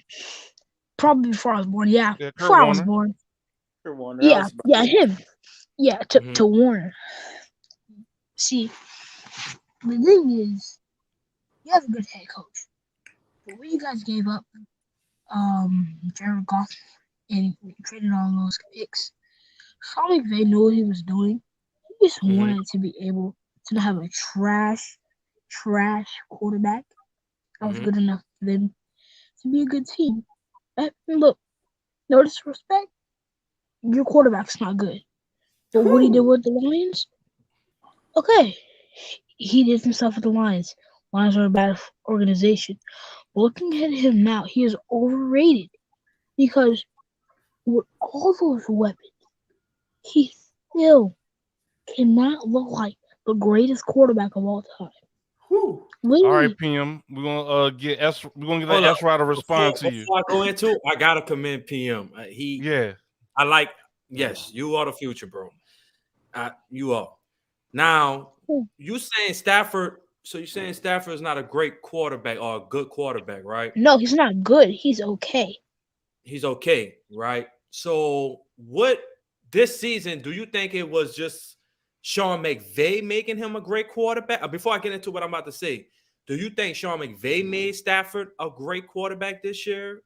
Or what do you say to that? Like, because Stafford, to me, he proved something last week, bro. He went on the road. One game. He went on the road to Tampa Bay against Tom Brady, which is a 7-time Super Bowl champion, right? Everybody said that Stafford had no chance to win, even with the offense we got now, because it's Tom Brady. Then, hold up. Little response. Everyone was wrong because everyone was foolish. So you say Stafford chokes, right? How many quarterbacks in the league you think would have made that type of throw he did to Cup to set up the game-winning field goal? How many? How many? Winston. Let's see. Rodgers. You said Jameis Winston. Jameis who? He said it with his chest, Sean. You heard him? Jameis who? You heard him, Sean. 30 for 30? In that predicament. Mr. 30. Hey, PM, go ahead with your list. Stafford. Hold up, Brady. Rodgers, Winston. Tampa. I mean, Brady. Look, there are a couple quarterbacks that can do that. Patrick Mahomes. See, Justin Herbert. Patrick Mahomes. Look, hey, Sean. I can get that, but that's only a few. But look. Those are only top QBs. Okay, fine. If you guys don't want to say Jameis, then don't. Please don't. But those are top QBs, okay? They're just top QBs. So I understand what you're saying. He's a great thrower, but I do not think that he is a good enough quarterback. Let's let S Dot jump in right quick. PM. S Dot, what you got? I want to agree with PM. Like, Sean, you jumping on Stafford like he's a great quarterback. He beat Tom Brady. We beat Tom Brady with nobody, bro. 9-0. We only need to score 9 points. Exactly. That's impressive that somebody that beat. Let me also say this. Let me also say this. Didn't Stafford at one point had Calvin Johnson and one of the best wide receivers ever? And wasted that man's talent. Yeah. What defense that they have, Brad, in Detroit? Does that matter? Does it matter? Name the defensive players on Detroit. When did Drew Brees? Detroit. Back in the day.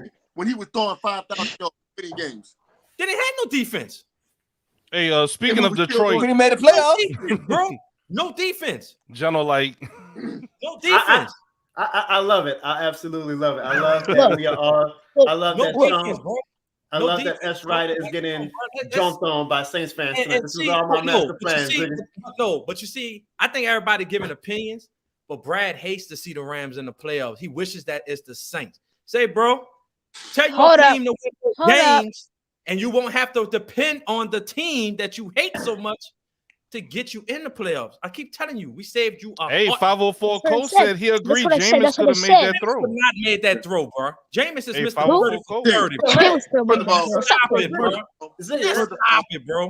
Stop the cap. Stop the cap right now, boy. Go ahead, Stop the cap. Listen. Okay, Jameis 230. S. Dot. You got the cap on right now. But Sean, let's not act like let's not act like this man Jameis cannot throw that ball. That boy can throw the ball. Let's not. Ball. Yeah, he could throw it. You just don't know who's gonna catch it. Can I ask you a question? Nah, stop playing. Stop playing. But look at Matthew Stafford though. Your quarterback. Get down. Can I ask you a question? Can I ask you a question? Whoever. Do you think Jameis Winston? Do you really think Jameis Winston? He's all right. He's a good enough quarterback in the NFL. Ain't the same thing about. Yeah, but Stafford is in game though. Stafford is garbage. That man laughing at you, bro. Jimmy G is garbage. Right? Jimmy G is garbage. Jimmy, I don't think he's garbage. He's worse than Jameis. Jimmy G is garbage, and he's in the NFC. He's a game manager. He's something like an Alex Smith, bro. Before Patrick Mahomes, he's not even Alex Smith. He don't even throw the ball. He's not even Alex Smith. Who are we talking about? Jimmy G. Jimmy G. Man, Jimmy G is garbage, bro. Man, don't even put him in a conversation with Matthew Stafford, too. Man, bro, he is literally with Debo Samuel in. So you saying he got Debo and Kittle, and this man bro, this man has weapons on weapons and stack defense. And bro, when Trey Lance gets the keys and he becomes a good quarterback, bro.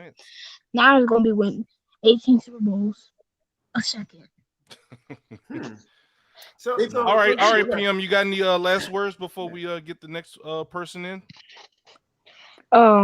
Matthew Stafford is garbage. Jimmy G is garbage. Jameis Winston is better than both of them. I agree.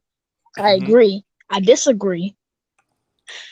And thanks for having me. Oh, and that 30 for 30 stuff, he was in a bad situation. Yes. Oh, get out of here. Hey, man, we appreciate you, man. Get out of here. No. Hey, PM, you got anything to say to Jono directly? You got anything to say to Jono? Look, thanks for having me. Any questions? But I think you're very funny, actually. I like your videos. But any questions? No, I don't have any questions, but I will say, PM, you need to let my family hear that like 5 more times that I am funny, because they don't think I'm funny sometimes, PM. So I'm glad you think I'm funny, my man. Hey, PM, thanks for coming on the channel. You know I always appreciate your support. We'll be doing this more often, so always be on the lookout, okay, He's my funny. man? Yeah. He's funny. Thank you. Yes. He's funny. He's funny. Yes. He's funny. Yeah, all right. That was awesome. Hey, so let's end that Rams particular conversation right quick. Let's go down the line. Honest answer, guys. Who do you have winning Sunday? I'll start. And I hate to say this, but I got the Rams winning Sunday. Okay. Who you got, F? I picked it from August. 49ers coming out the NFC. Okay. You got S. Ryder? Rams. All right. S. Dot? I've been picking the 49ers since they've been in the playoffs. Brad? Jimmy G want to show up again. We were split down the middle. Yeah, okay. So Ziggy, who you got then? I got the Rams. Okay, so we got Rams. What is it? 3-2. It's 3-2. Wait, no, you got 6 of us. Oh, Matt sucks, man. I'm sorry. We went to the cross. Boy. For real. That boy did not graduate honors. Do we actually have somebody else in the chat that wants to come in? They dropped out. Okay. I was about to bring him on. I think I took too long. Well, whoa, wait. Hey, Ziggy, put up that comment by office. That's a pretty strong statement. Wait, say it again. Put up that comment just now by office. Office. Oh. No, not that one. The other one. He just put another one up. I know that. He hate that. Hey, that's not looking at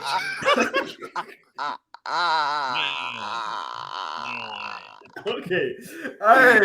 Hey, guys, we have we maxed out actually when PM was giving Sean at work. We had like 27 people. It was giving Sean at work. And now we got 21. Hey, for a small channel, that's awesome. So everybody we got a super chat. Ziggy. Hey, we got a super chat from y'all better call Tyrone. Look how much you gave, Ziggy. Look how much you gave. 283. 283, baby. He said no questions. F Eli Apple. With the Goku on it, I see you. Oh yeah.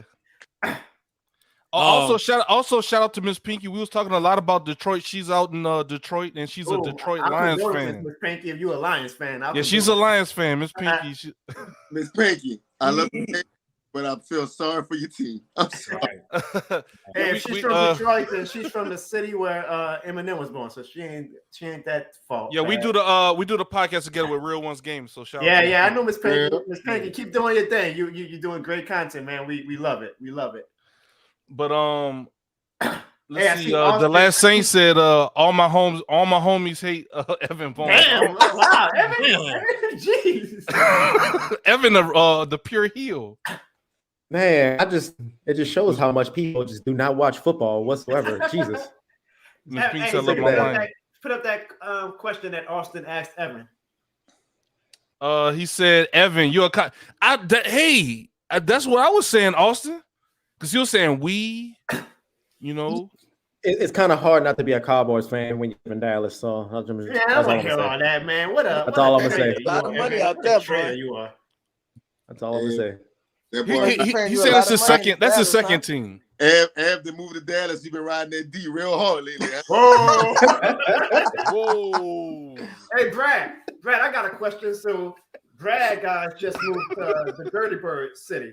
So, Brad, can you at least promise us on record that you are not going to trade your black and gold for Falcons colors the way Evan traded his black and gold for Cowboys colors? I ain't not putting no Falcons game. No, I ain't putting none of that stuff. Talking about some Dirty Bird, won't hit none of that. All right, Brad, we're gonna some of the Falcons fans only gonna be Falcons fans. Like they have a lot of transplants out here. All right, we're gonna hold you accountable for that, Brad.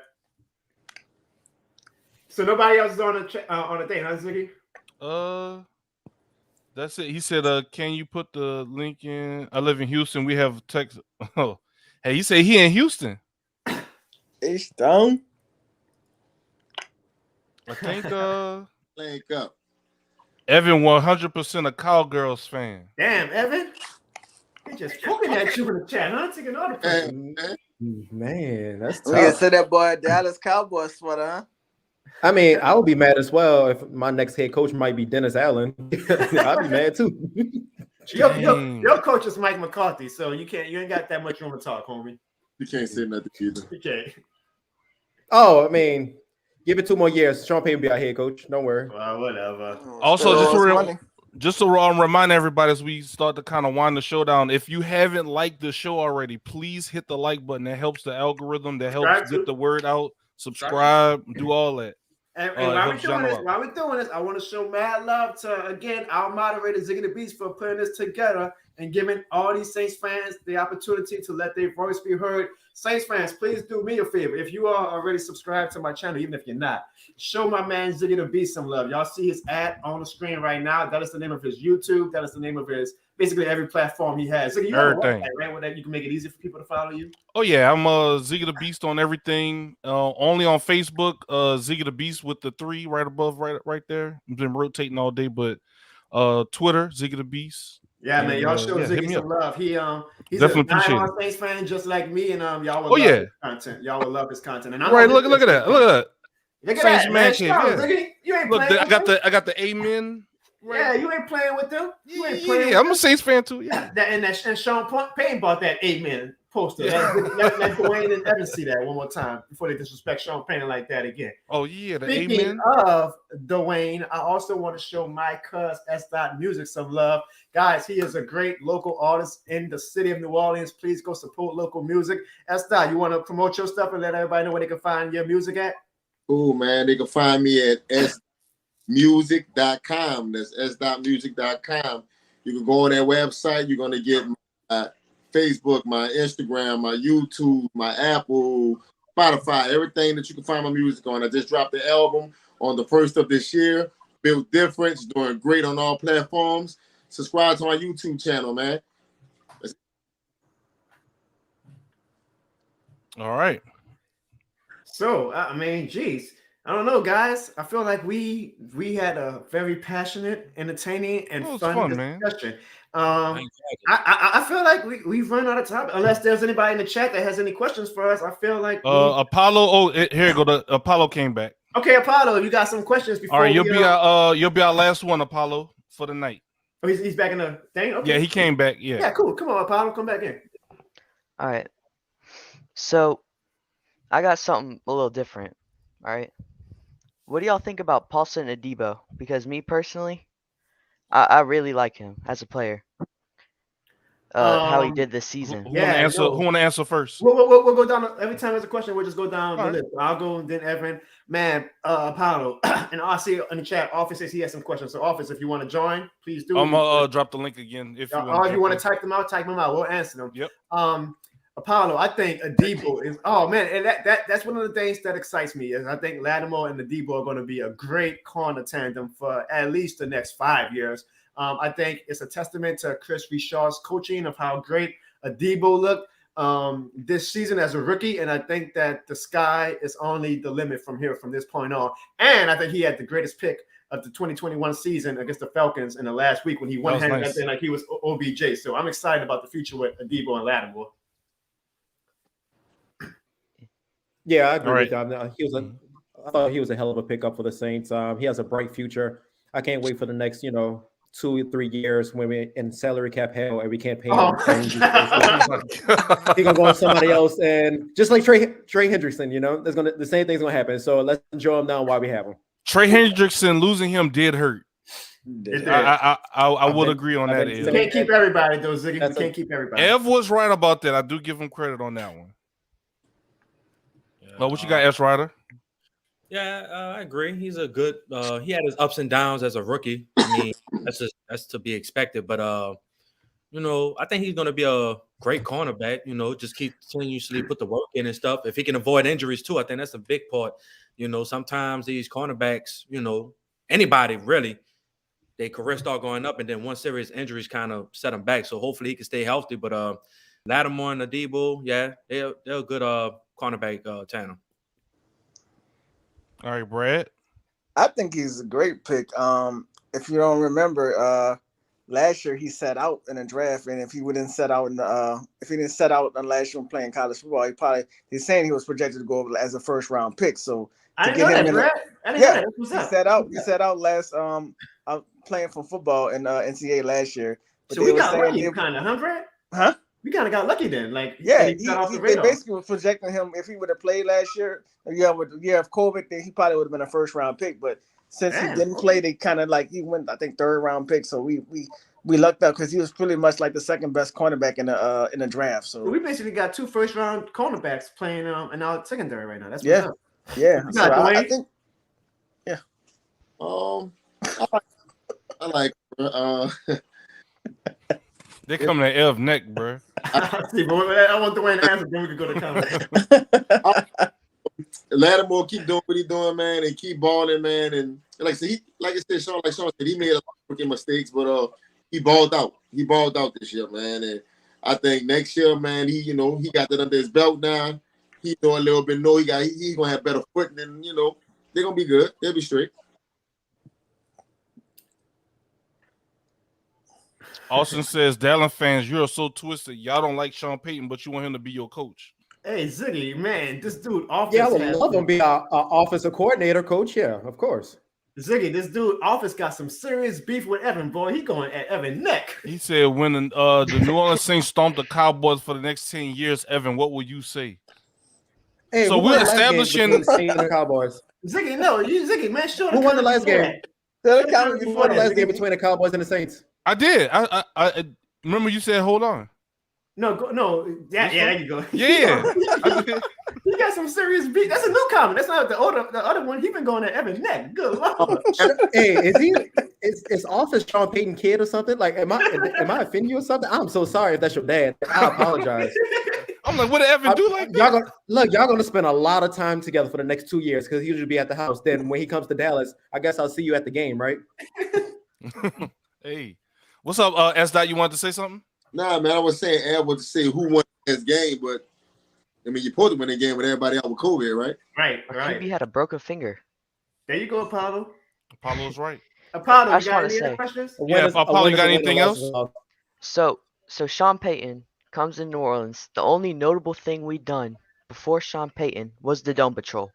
That's the only notable thing we did before Sean Payton. Mm-hmm. He comes in and wins us a Super Bowl. And put the bounding. Sure, he didn't win another one, but that's just like unfathomable. The couple years before, he comes in after Katrina, too. A city pretty much in shambles, and he helps them recover. Really, that's kind of just the way I see it. I just that's why I love Sean Payton. Right. So you I understand that. This is basically he's, I don't say calling out, but this is something that I think that Evan and S. Dot Music shares, because those are the two who are like, oh, Sean Payton ain't that big of a deal. So I want to see what those two say. I never said Sean Payton's not. I never said he's not a big deal. I said he's a great coach. He did what he did for the culture of the city. He lifted the city back up. He won us a Super Bowl. I applaud him for that. I do. But the last 2 seasons, it's been like kind of mediocre play. It's been the same play calling. Never said he's a bad coach. It's just been mediocre play calling. And I think it's more mediocre players on offense, but we can agree to disagree with that. What you got, Evan? We can agree to disagree because there's certain players that I felt like you could have used in better situations. You had a guy Harris, where you could have used Harris. You could have been using Harris as like a Tyreek, like you know what I'm saying, like a Tyreek. 5'6", Dwayne. You can't be Tyreek Hill. His body ain't made for it.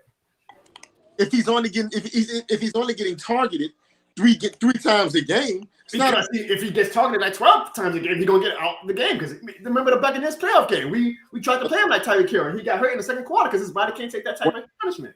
One game, the biggest game of our season. Man, listen. I agree with. Is it gonna be a hit to the organization?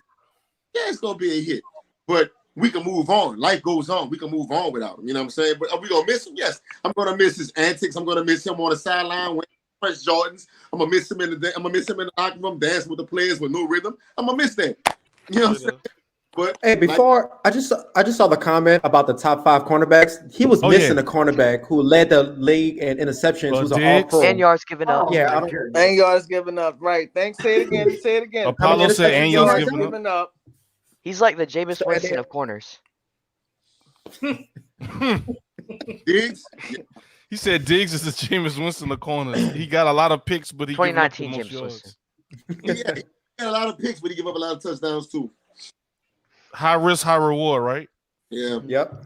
Exactly. Because his fundamentals aren't there. You know, it's frustrating, I guess, when he gives up the big plays. But I would take a Diggs type player on my team if he's going to also give me 9 interceptions. That's extra heart attack, John. I don't think you can take that, bro. Do you realize why? We just sat through Jameis Winston at quarterback. We can handle it. Do you realize why he has 9 interceptions? Why? Because they target him every single game. I disagree with that. Because his fundamentals are bad. Dude, they targeted Jason David. They targeted Jason David. There's a name for you guys. They targeted Jason David that much, and Jason David didn't get 9 interceptions. They targeted Fred Thomas. Jason David was 5'7". It wasn't 9 interceptions. It was 11. Get your facts straight. Oh, I'm sorry. My big deal. Two more. Evan is something. My dog really a Cowboys fan out here. Just throwing it out there. Hey, something about that D. You love him. Now, Big D, Andy. Big D. Big D. Big D. You got anything else? Anything else, Apollo? Before we He gave up over 80 yards 5 times this season in a game each. I just wanted to point that out. That's bad. Yeah. He coming at you with them facts, Evan. Against us too. Against us too. Still 11 interceptions. Still all pro this year. So you're saying he still has 11 He was an all-pro? interceptions? Was he an all-pro? All pro? Yes. Yeah. Wow. You gotta be kidding me. And Animal wasn't? That's crazy. The best thing that Dallas has going over there is that linebacker, man, Parsons. That's it. I agree. That's it. Office says Diggs is Eli Apple. Oh. All right, Office, I think it's time for you to go. Yeah, I think it's time for you to go. We ain't gonna say that, but 504 Coach says Sean is a great motivator of men, but his play calling got stale and predictable. Is that the Wayne's burner account? Is that the Wayne's burner account? I disagree, 504 Cole. I don't think the play calling got stale. Again, I think that it was the sum of his parts. He didn't have the talent to run the type of plays that we were used to. Now, you can gladly blame Sean Payton for the fact that we didn't have the top tier offensive talent that we were used to, but it had nothing to do with his lack of creative play calls. We had to play it safe with one, a quarterback who had a declining arm, and two, we just didn't have talent behind the eliteness of Michael Thomas and Alvin Kamara. And I think again it's gonna be a rude awakening for us in September, Ziggy, when they see life without Sean Payton. That's all I gotta say. Jono, you said this when Drew Brees retired. Remember, you said y'all gonna appreciate him more when he's gone. And how many quarterbacks we had in 2021? Listen. You called it. Listen, Jono, I got to agree because listen, the last two seasons that Drew was with us, he hurt us. He did. He hurt us. And in the playoffs, yes, not in the regular season. We went 13-3 and 12-4, Dwayne. Look, but who cares about the regular season? Listen, you just talked about the Cowboys making the playoffs and they were 1 and done. So don't tell me that, Evan. Listen, Drew Brees' last 2 seasons, the season before the last one, it was horrible watching things through 5, 10 yards, 20 yards. It was hard. It was sad. We got the last season, we got Emmanuel Sanders, a guy the best route runner on our team, deep threat on the team, and we got this guy, and we got a guy who couldn't even get him the ball, bro. Dwayne, maybe you also want to take into account Emmanuel Sanders is kind of alone in the two because who was his quarterback this year? Josh Allen. You know how many? He only had like 300 yards and 2 touchdowns. So maybe you want to account that Emmanuel Sanders ain't the Emmanuel Sanders that you're thinking of in 2011. He was open damn near all season. Drew couldn't get it to him. All right, Dwayne, go ahead. You said declining arm. No, his arm was dead. It was noodle arm. Not the noodle arm. You don't go 12-4 and 13-3 with a noodle arm. I'm sorry. I mean, Jono, you could throw the ball 5, 10 yards. So Dwayne got a small point, but he just going a little extreme. All right, let's say that Dwayne has a great point. Drew Brees' arm is dead. So how can you in the same breath then say, well, Sean Payton ain't all that anymore? And then we went 13-3 and 12-4 with a dead arm quarterback. Make your mind up, Dwayne. We throwing 5, 10, 20-yard passes. It's working, Dwayne. We went 12-4 and 13-3. And Taysom Hill came in. He was doing the same damn thing Drew was doing with Michael Thomas. And we went 12-4 and 13-3. Like, do you want to win? Do you want to lose next year? Do you want to win ugly? Listen, once again, the first year before Drew Brees retired, Drew got hurt. Teddy Bridgewater went on a how many game win streak? 5. 5-game win streak. And he was doing this. He wasn't bombing the ball like you trying to act like he was. He was doing the same short ass 10-yard, 12-yard pass. He had a couple of games when he was bombing that bitch. Oh, okay. Drew bombed it every now and then. Dwayne, no. Drew ain't never bombed that damn. I can see Teddy came in and he was like, bam, bam, bam. Dwayne, we were in the same room with Drew. I recall Taysom Hill came in 3 seasons ago, threw a bomb. It was an ugly bomb. It was a 55-yard pass. And it was like, this is the first time the Saints have had a 50-yard pass in the last 5 years. Boy, stop it. Stop. Come on, man. All right, so Office says Evan and Brad, y'all Saints calls are revoked. What Brad said though? What I did? Hey, Office, I'm gonna send you the link. It's called this Oculus, and you can replay it the last time the Saints were good. I'm gonna bring it back to the 09 year, okay? And you can watch it as long as you want to, Office. Hey guys, we are nearing 3 hours, and we actually have 24 people. That's he says a simulation. Hey, Ziggy, you know how you always say you want to give your flowers? I want to give my flowers to, I know everybody's mad at them right now, but to Evan, to S-Dot, to Brad, to Sean, and of course to you, Ziggy. Like 24 people at the 3-hour mark. You keeping everybody's attention. And we got a big $10 super chat from my boy Kelvin 14. All right, we're gonna put it up. A golden super chat. Thank you so much, Kelvin, man. He said, matter of fact, Calvin, you've been supporting the stream all night, man. So definitely shout out to you and supporting Jono and his platform and what he got going on. Shout out in one of my next videos, a personal shout out. Yeah, man. Also, 504 Cole said S-Dot had said facts. Calvin said no matter who they get to play quarterback, if they ain't getting any weapons, this team gonna be below average to average at best. He's banking on Michael Thomas to come back useless. The rest still can't create separation. So Calvin, I'm gonna leave that up. So Calvin is saying we need to add offensive players to our repertoire this off season, and I think we all agree with that, right? And hold on, Jono. Before we start answering this, Apollo, you got anything else to say, man? Before we, I want to say Michael Thomas, he's like a keystone to our offense. If we have him, everyone else gets open. I'm just saying that because they will double him. All right, I'm saying if he was on the field this season, Alvin Kamara's having a better year. Marquez Callaway's having a better year. Traquan Smith's having a better year. Deontay Harris is having a better year. Everyone's doing better if he's on the field because the defense has to pay so much attention to him. Listen. That's fair. Appreciate it, Apollo. Thank you, Apollo. I got to vote. I just want to do a vote. Should we keep Smith this year? I say no. Traquan? Yes. I would if it's real cheap. It's got to be like $2 million or less. Because he's a fine number 3 receiver, but I want to pay him like a slot. Yeah, not even a slot. Like just as a guy who knows the system, but I wouldn't pay him no more than that. Didn't we bring Stills back? Oh, that would for like 1 game. Damn. But let's get to let's get to Calvin's. Yeah, well, he didn't ask the question. I guess he just wanted his statement so he can show everybody that we need help on offense. And I agree. And here's where losing Sean Payton hurts. I don't have as much confidence finding offensive skill players when Sean Payton is gone the way I did when we had Sean Payton. So it's going to be real interesting to see the method that we take of the draft and free agency with Sean Payton no longer as our head coach. Because one thing I think that we all in this stream can agree on is that Sean Payton knew talent. Correct. Am I wrong? Anybody disagree? Correct. I mean, the guy wanted Patrick Mahomes, and unfortunately, Andy Reid got the word through the grapevine, somebody snitched. So they jumped us in the draft. And I mean, if that's one of the biggest what if story in sports. If we wind up getting Patrick Mahomes, Sean Payton is still going to stay here for the next 15 years, no matter what other team he flirts with. We also could have had Lamar. Dwayne, these are valid facts. Like, I'm not excusing Sean Payton for skipping on offensive players, but I mean, at the same time, you be the main one getting bucked up when Marcus Davenport gets those 2-sack games and when he bum rushes the quarterback. So, Wait a minute. Let's rewind. Because who wanted Davenport off the team and who wanted Trey? Who was the first one to talk about Trey? You and Evan, both of y'all. Come on, stop it. But Davenport is a good player. He's just injury prone. He's okay. And I really wish we would have been able to keep Hendrickson, man. I really get the Pro Bowl. Yeah. And also he was up there with sacks again. Again. And he would have helped Cam Jordan too.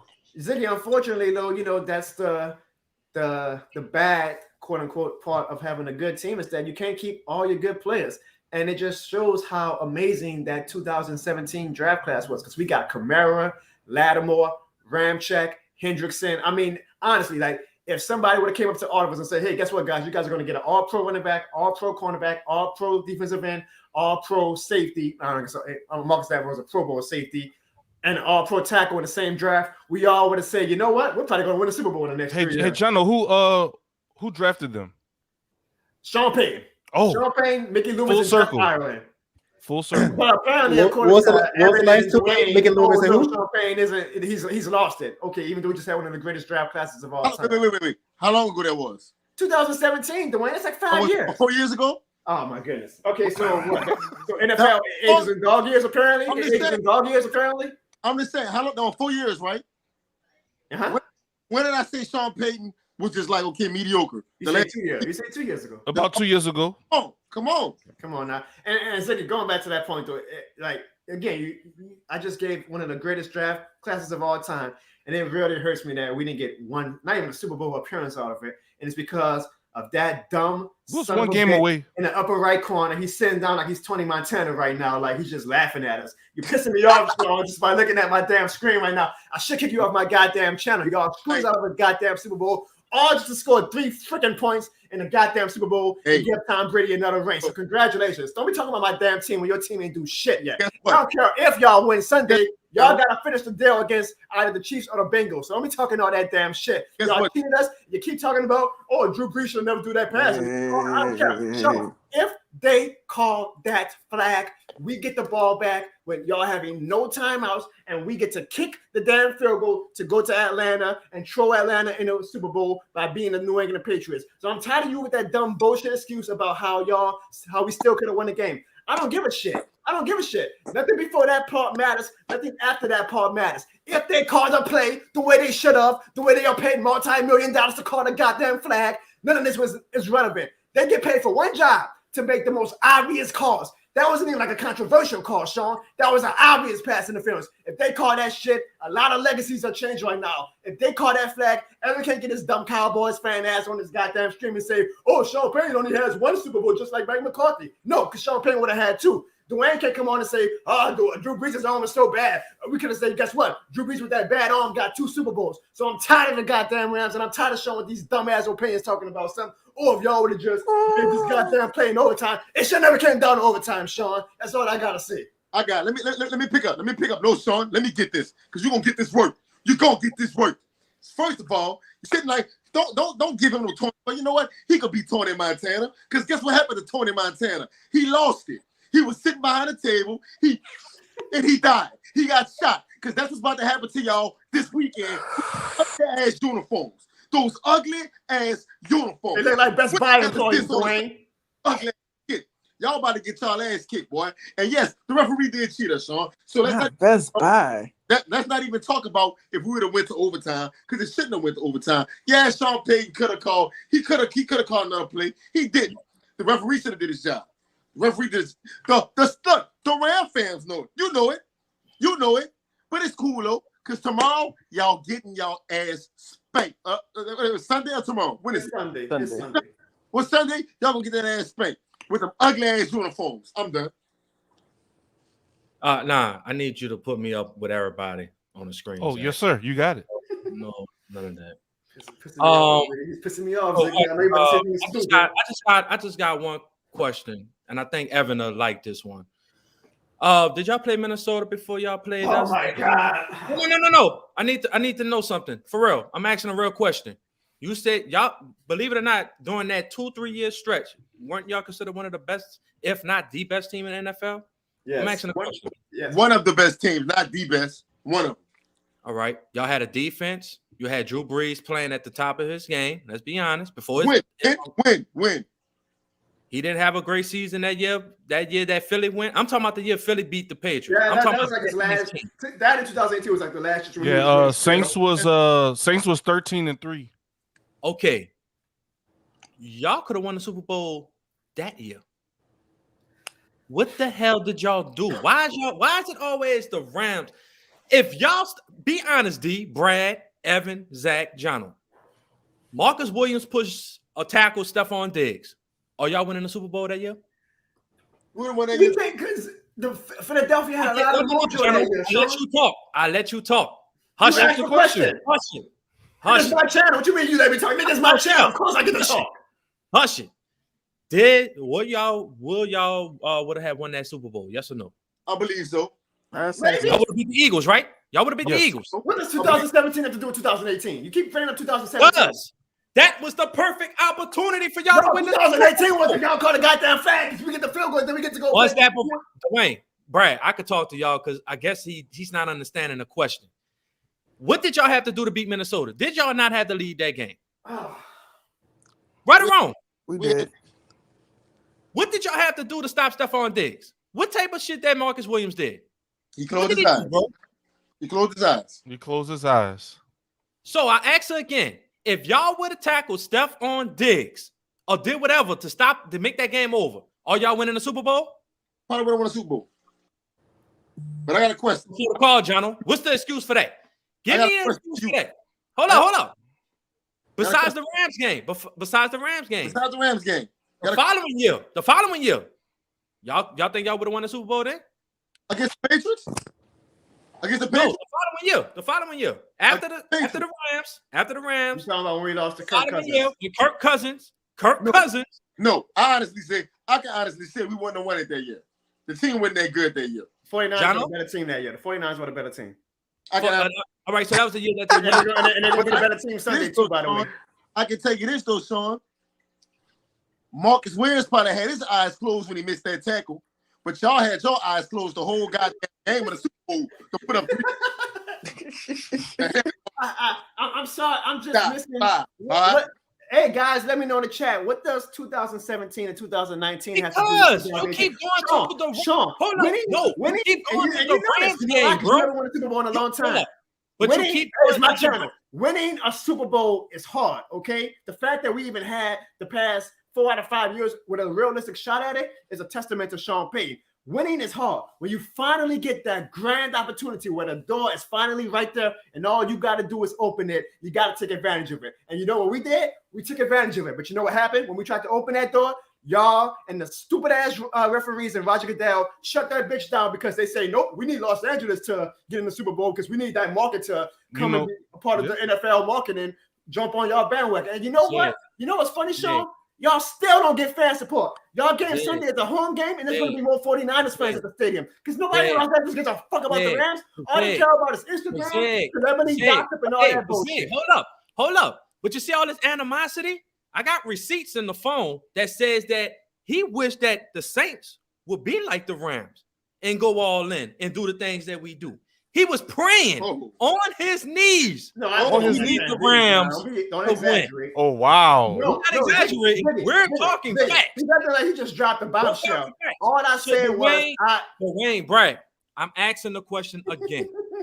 Would y'all win the Super Bowl that year? Y'all lost? Yes or no, bro? Yes or no? Would y'all win the Super Bowl if Stephon Diggs would have got tackled? Yes or no? He keeps going to Stephon Diggs. Yes, I'm bringing it up because that was a team. Y'all had a team. Y'all know y'all would have went to Philly and beat Nick Foles. Y'all was going to let Nick Foles beat y'all? Tom Brady didn't beat Nick Foles. You can't act like we was going to do it. No. I'm asking a question. Yes. Now here's my Thank you. Y'all would have won the Super Bowl that year. Now here's my question. From 2009 to 2022, who has been having a better record, Saints or the Rams? Oh, Saints, easily. Thank you. We done. But what y'all got to show for it, though? Just like Evan said, regular season don't mean nothing. What y'all got to show for it? What y'all got to show for it? It's like us. What y'all got to show for it? Exactly. Sean, y'all got zero. Y'all have no rings. What have y'all done? Y'all have no rings either. What have y'all done, though? What have you done, Sean? What have y'all done? Y'all got the greatest quarterback. Oh, wow. Breaking record. What have y'all done, Sean? And then when y'all get in the playoffs, y'all lose to teams like Alex Smith. But what have y'all done, Sean? Thank you, Evan. Thank you. What have y'all done, Sean? You said y'all in the simulation. What have y'all done, Sean? But what that got to do with now, Dwayne? Y'all asking me. Look, bro. When y'all lose Sunday, we gonna do this again. We should have another whole little thing after they lose on Sunday. All right, so I want y'all to know when we win. I don't want to hear that. Oh, well, it was luck. Well, you know what, Sean? I don't want none of that. I don't want to hear none of that. I want y'all to come on here and say y'all was wrong. You wrong. Because look, if y'all win. Ain't no if. We're winning. Listen, we're winning. If y'all win.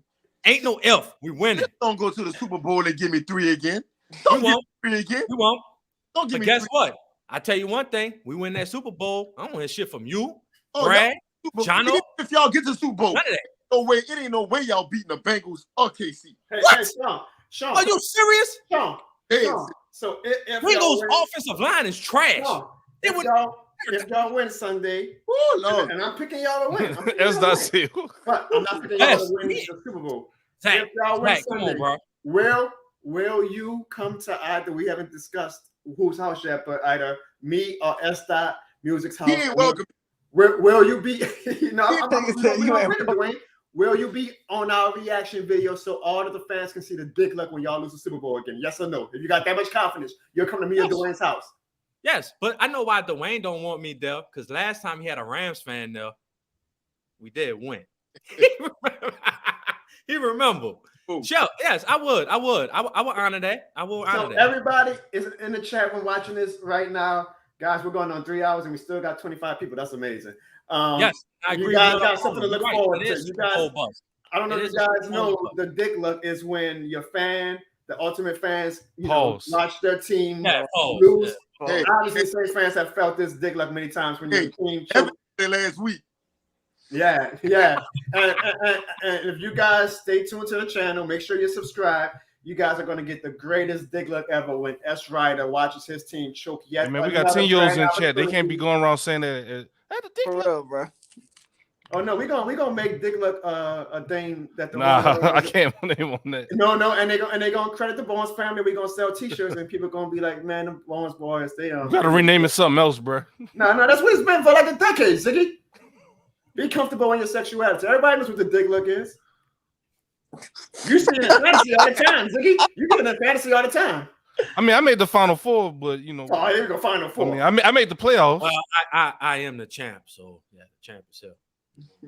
Okay. All right. Can't say nothing. Ziggy, ain't nobody backstage. Ain't nobody else backstage, right? No. All right, we're going on 3 hours. I don't want to put this thing on too long, even though I am shocked. I'm tired of talking facts to y'all, motherfucker. That many people. So I guess we'll close it out. We'll let everybody get their final say in. If anybody has any final questions in the chat, get it out now. We got about 5 more minutes. All right, we got 5 minutes left. Before I let everybody get the floor, I just want to say I do appreciate Evan, S. Ryder, Brad, S. Music, and of course you, Ziggy. I mean, I think my family, they're kind of new to the streaming and YouTube thing, but they see how, you know, them just being themselves, and look how much engagement we got tonight. I keep telling them how funny they are, how much people were, you know, attract to them as far as, you know, entertainment, and hopefully tonight proved that for them. I already knew this was going to happen. So guys, I appreciate y'all being on the channel, even though we had some silly Rams and Cowboys fans on.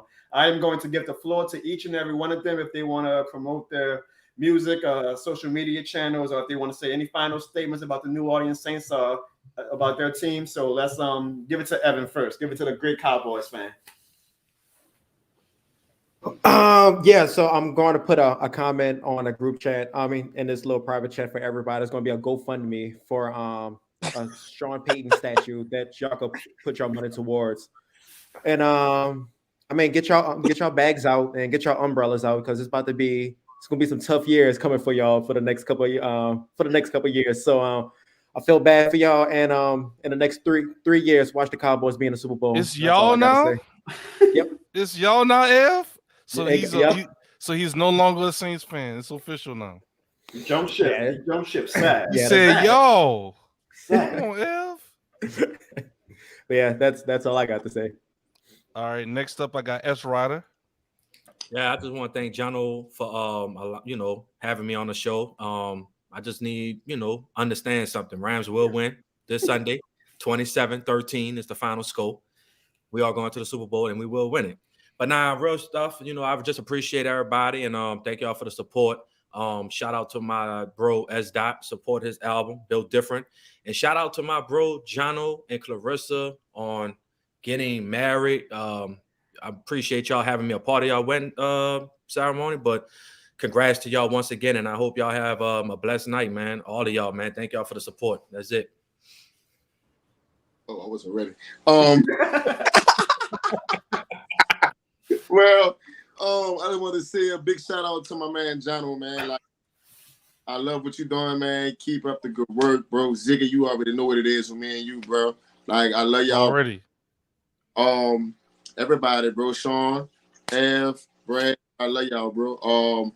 I got the album out, Built Different. Check it out, all platforms. My YouTube, S.Music. Check it out. Go check me out. Subscribe to me. Give me them likes, give me them views, everything, man. S.music.com. You got videos on there. I got merchandise on there. Check it out, man. Y'all give me some likes, give me some hollers. Let me know what y'all think, man. I appreciate y'all. All right, Brad. I just want to say thank y'all for having me on tonight, and I do appreciate y'all giving me the opportunity to speak. And also want to say that if y'all will support my GoFundMe, I'm going to make S Riders meme shirt when the Rams lose this weekend. So I already have that saved on my phone. So just I'll drop the GoFundMe later on, but just support that so we can get that his shirt made out for us all. For the Rams fans, And shout out to that Baby Yoda pillow behind you. See that, huh? Hey.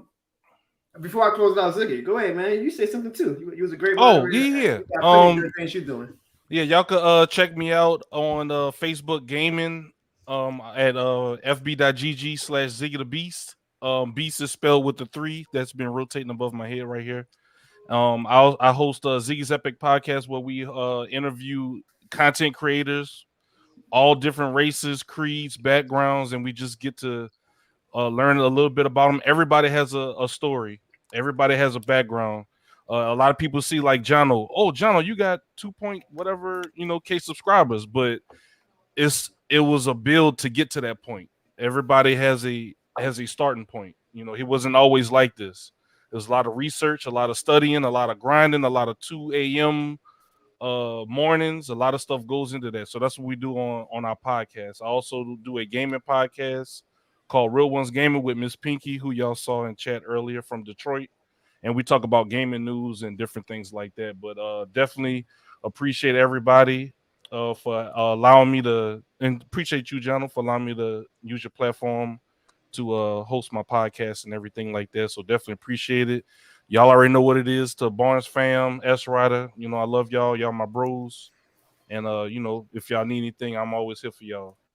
But this hopefully was the first of many. Jono, what do you think? I don't know. I mean, maybe if anybody still, how many people? I don't know. Office pretty. I don't know. Let me know in the chat right quick, guys. Do y'all want us to do this again? Give me a thumbs up if y'all want us to do this again. I don't know. It seemed like Office won a box of Ev. I think this might be a one and done. Yeah, Dwayne, you did a good pivot because Office was at your next question. Then he said you were one of the small Saints fans. So apparently, Office said you cool now. So all right. It's just Evan. Yeah, no. If the audience calls for it, guys, we will definitely be doing this. At least maybe try to do it once a month. Again, I appreciate all of my family members. Guys, Ziggy and S. Ryder may not have Barnes on their last name, but they family. Oh yeah.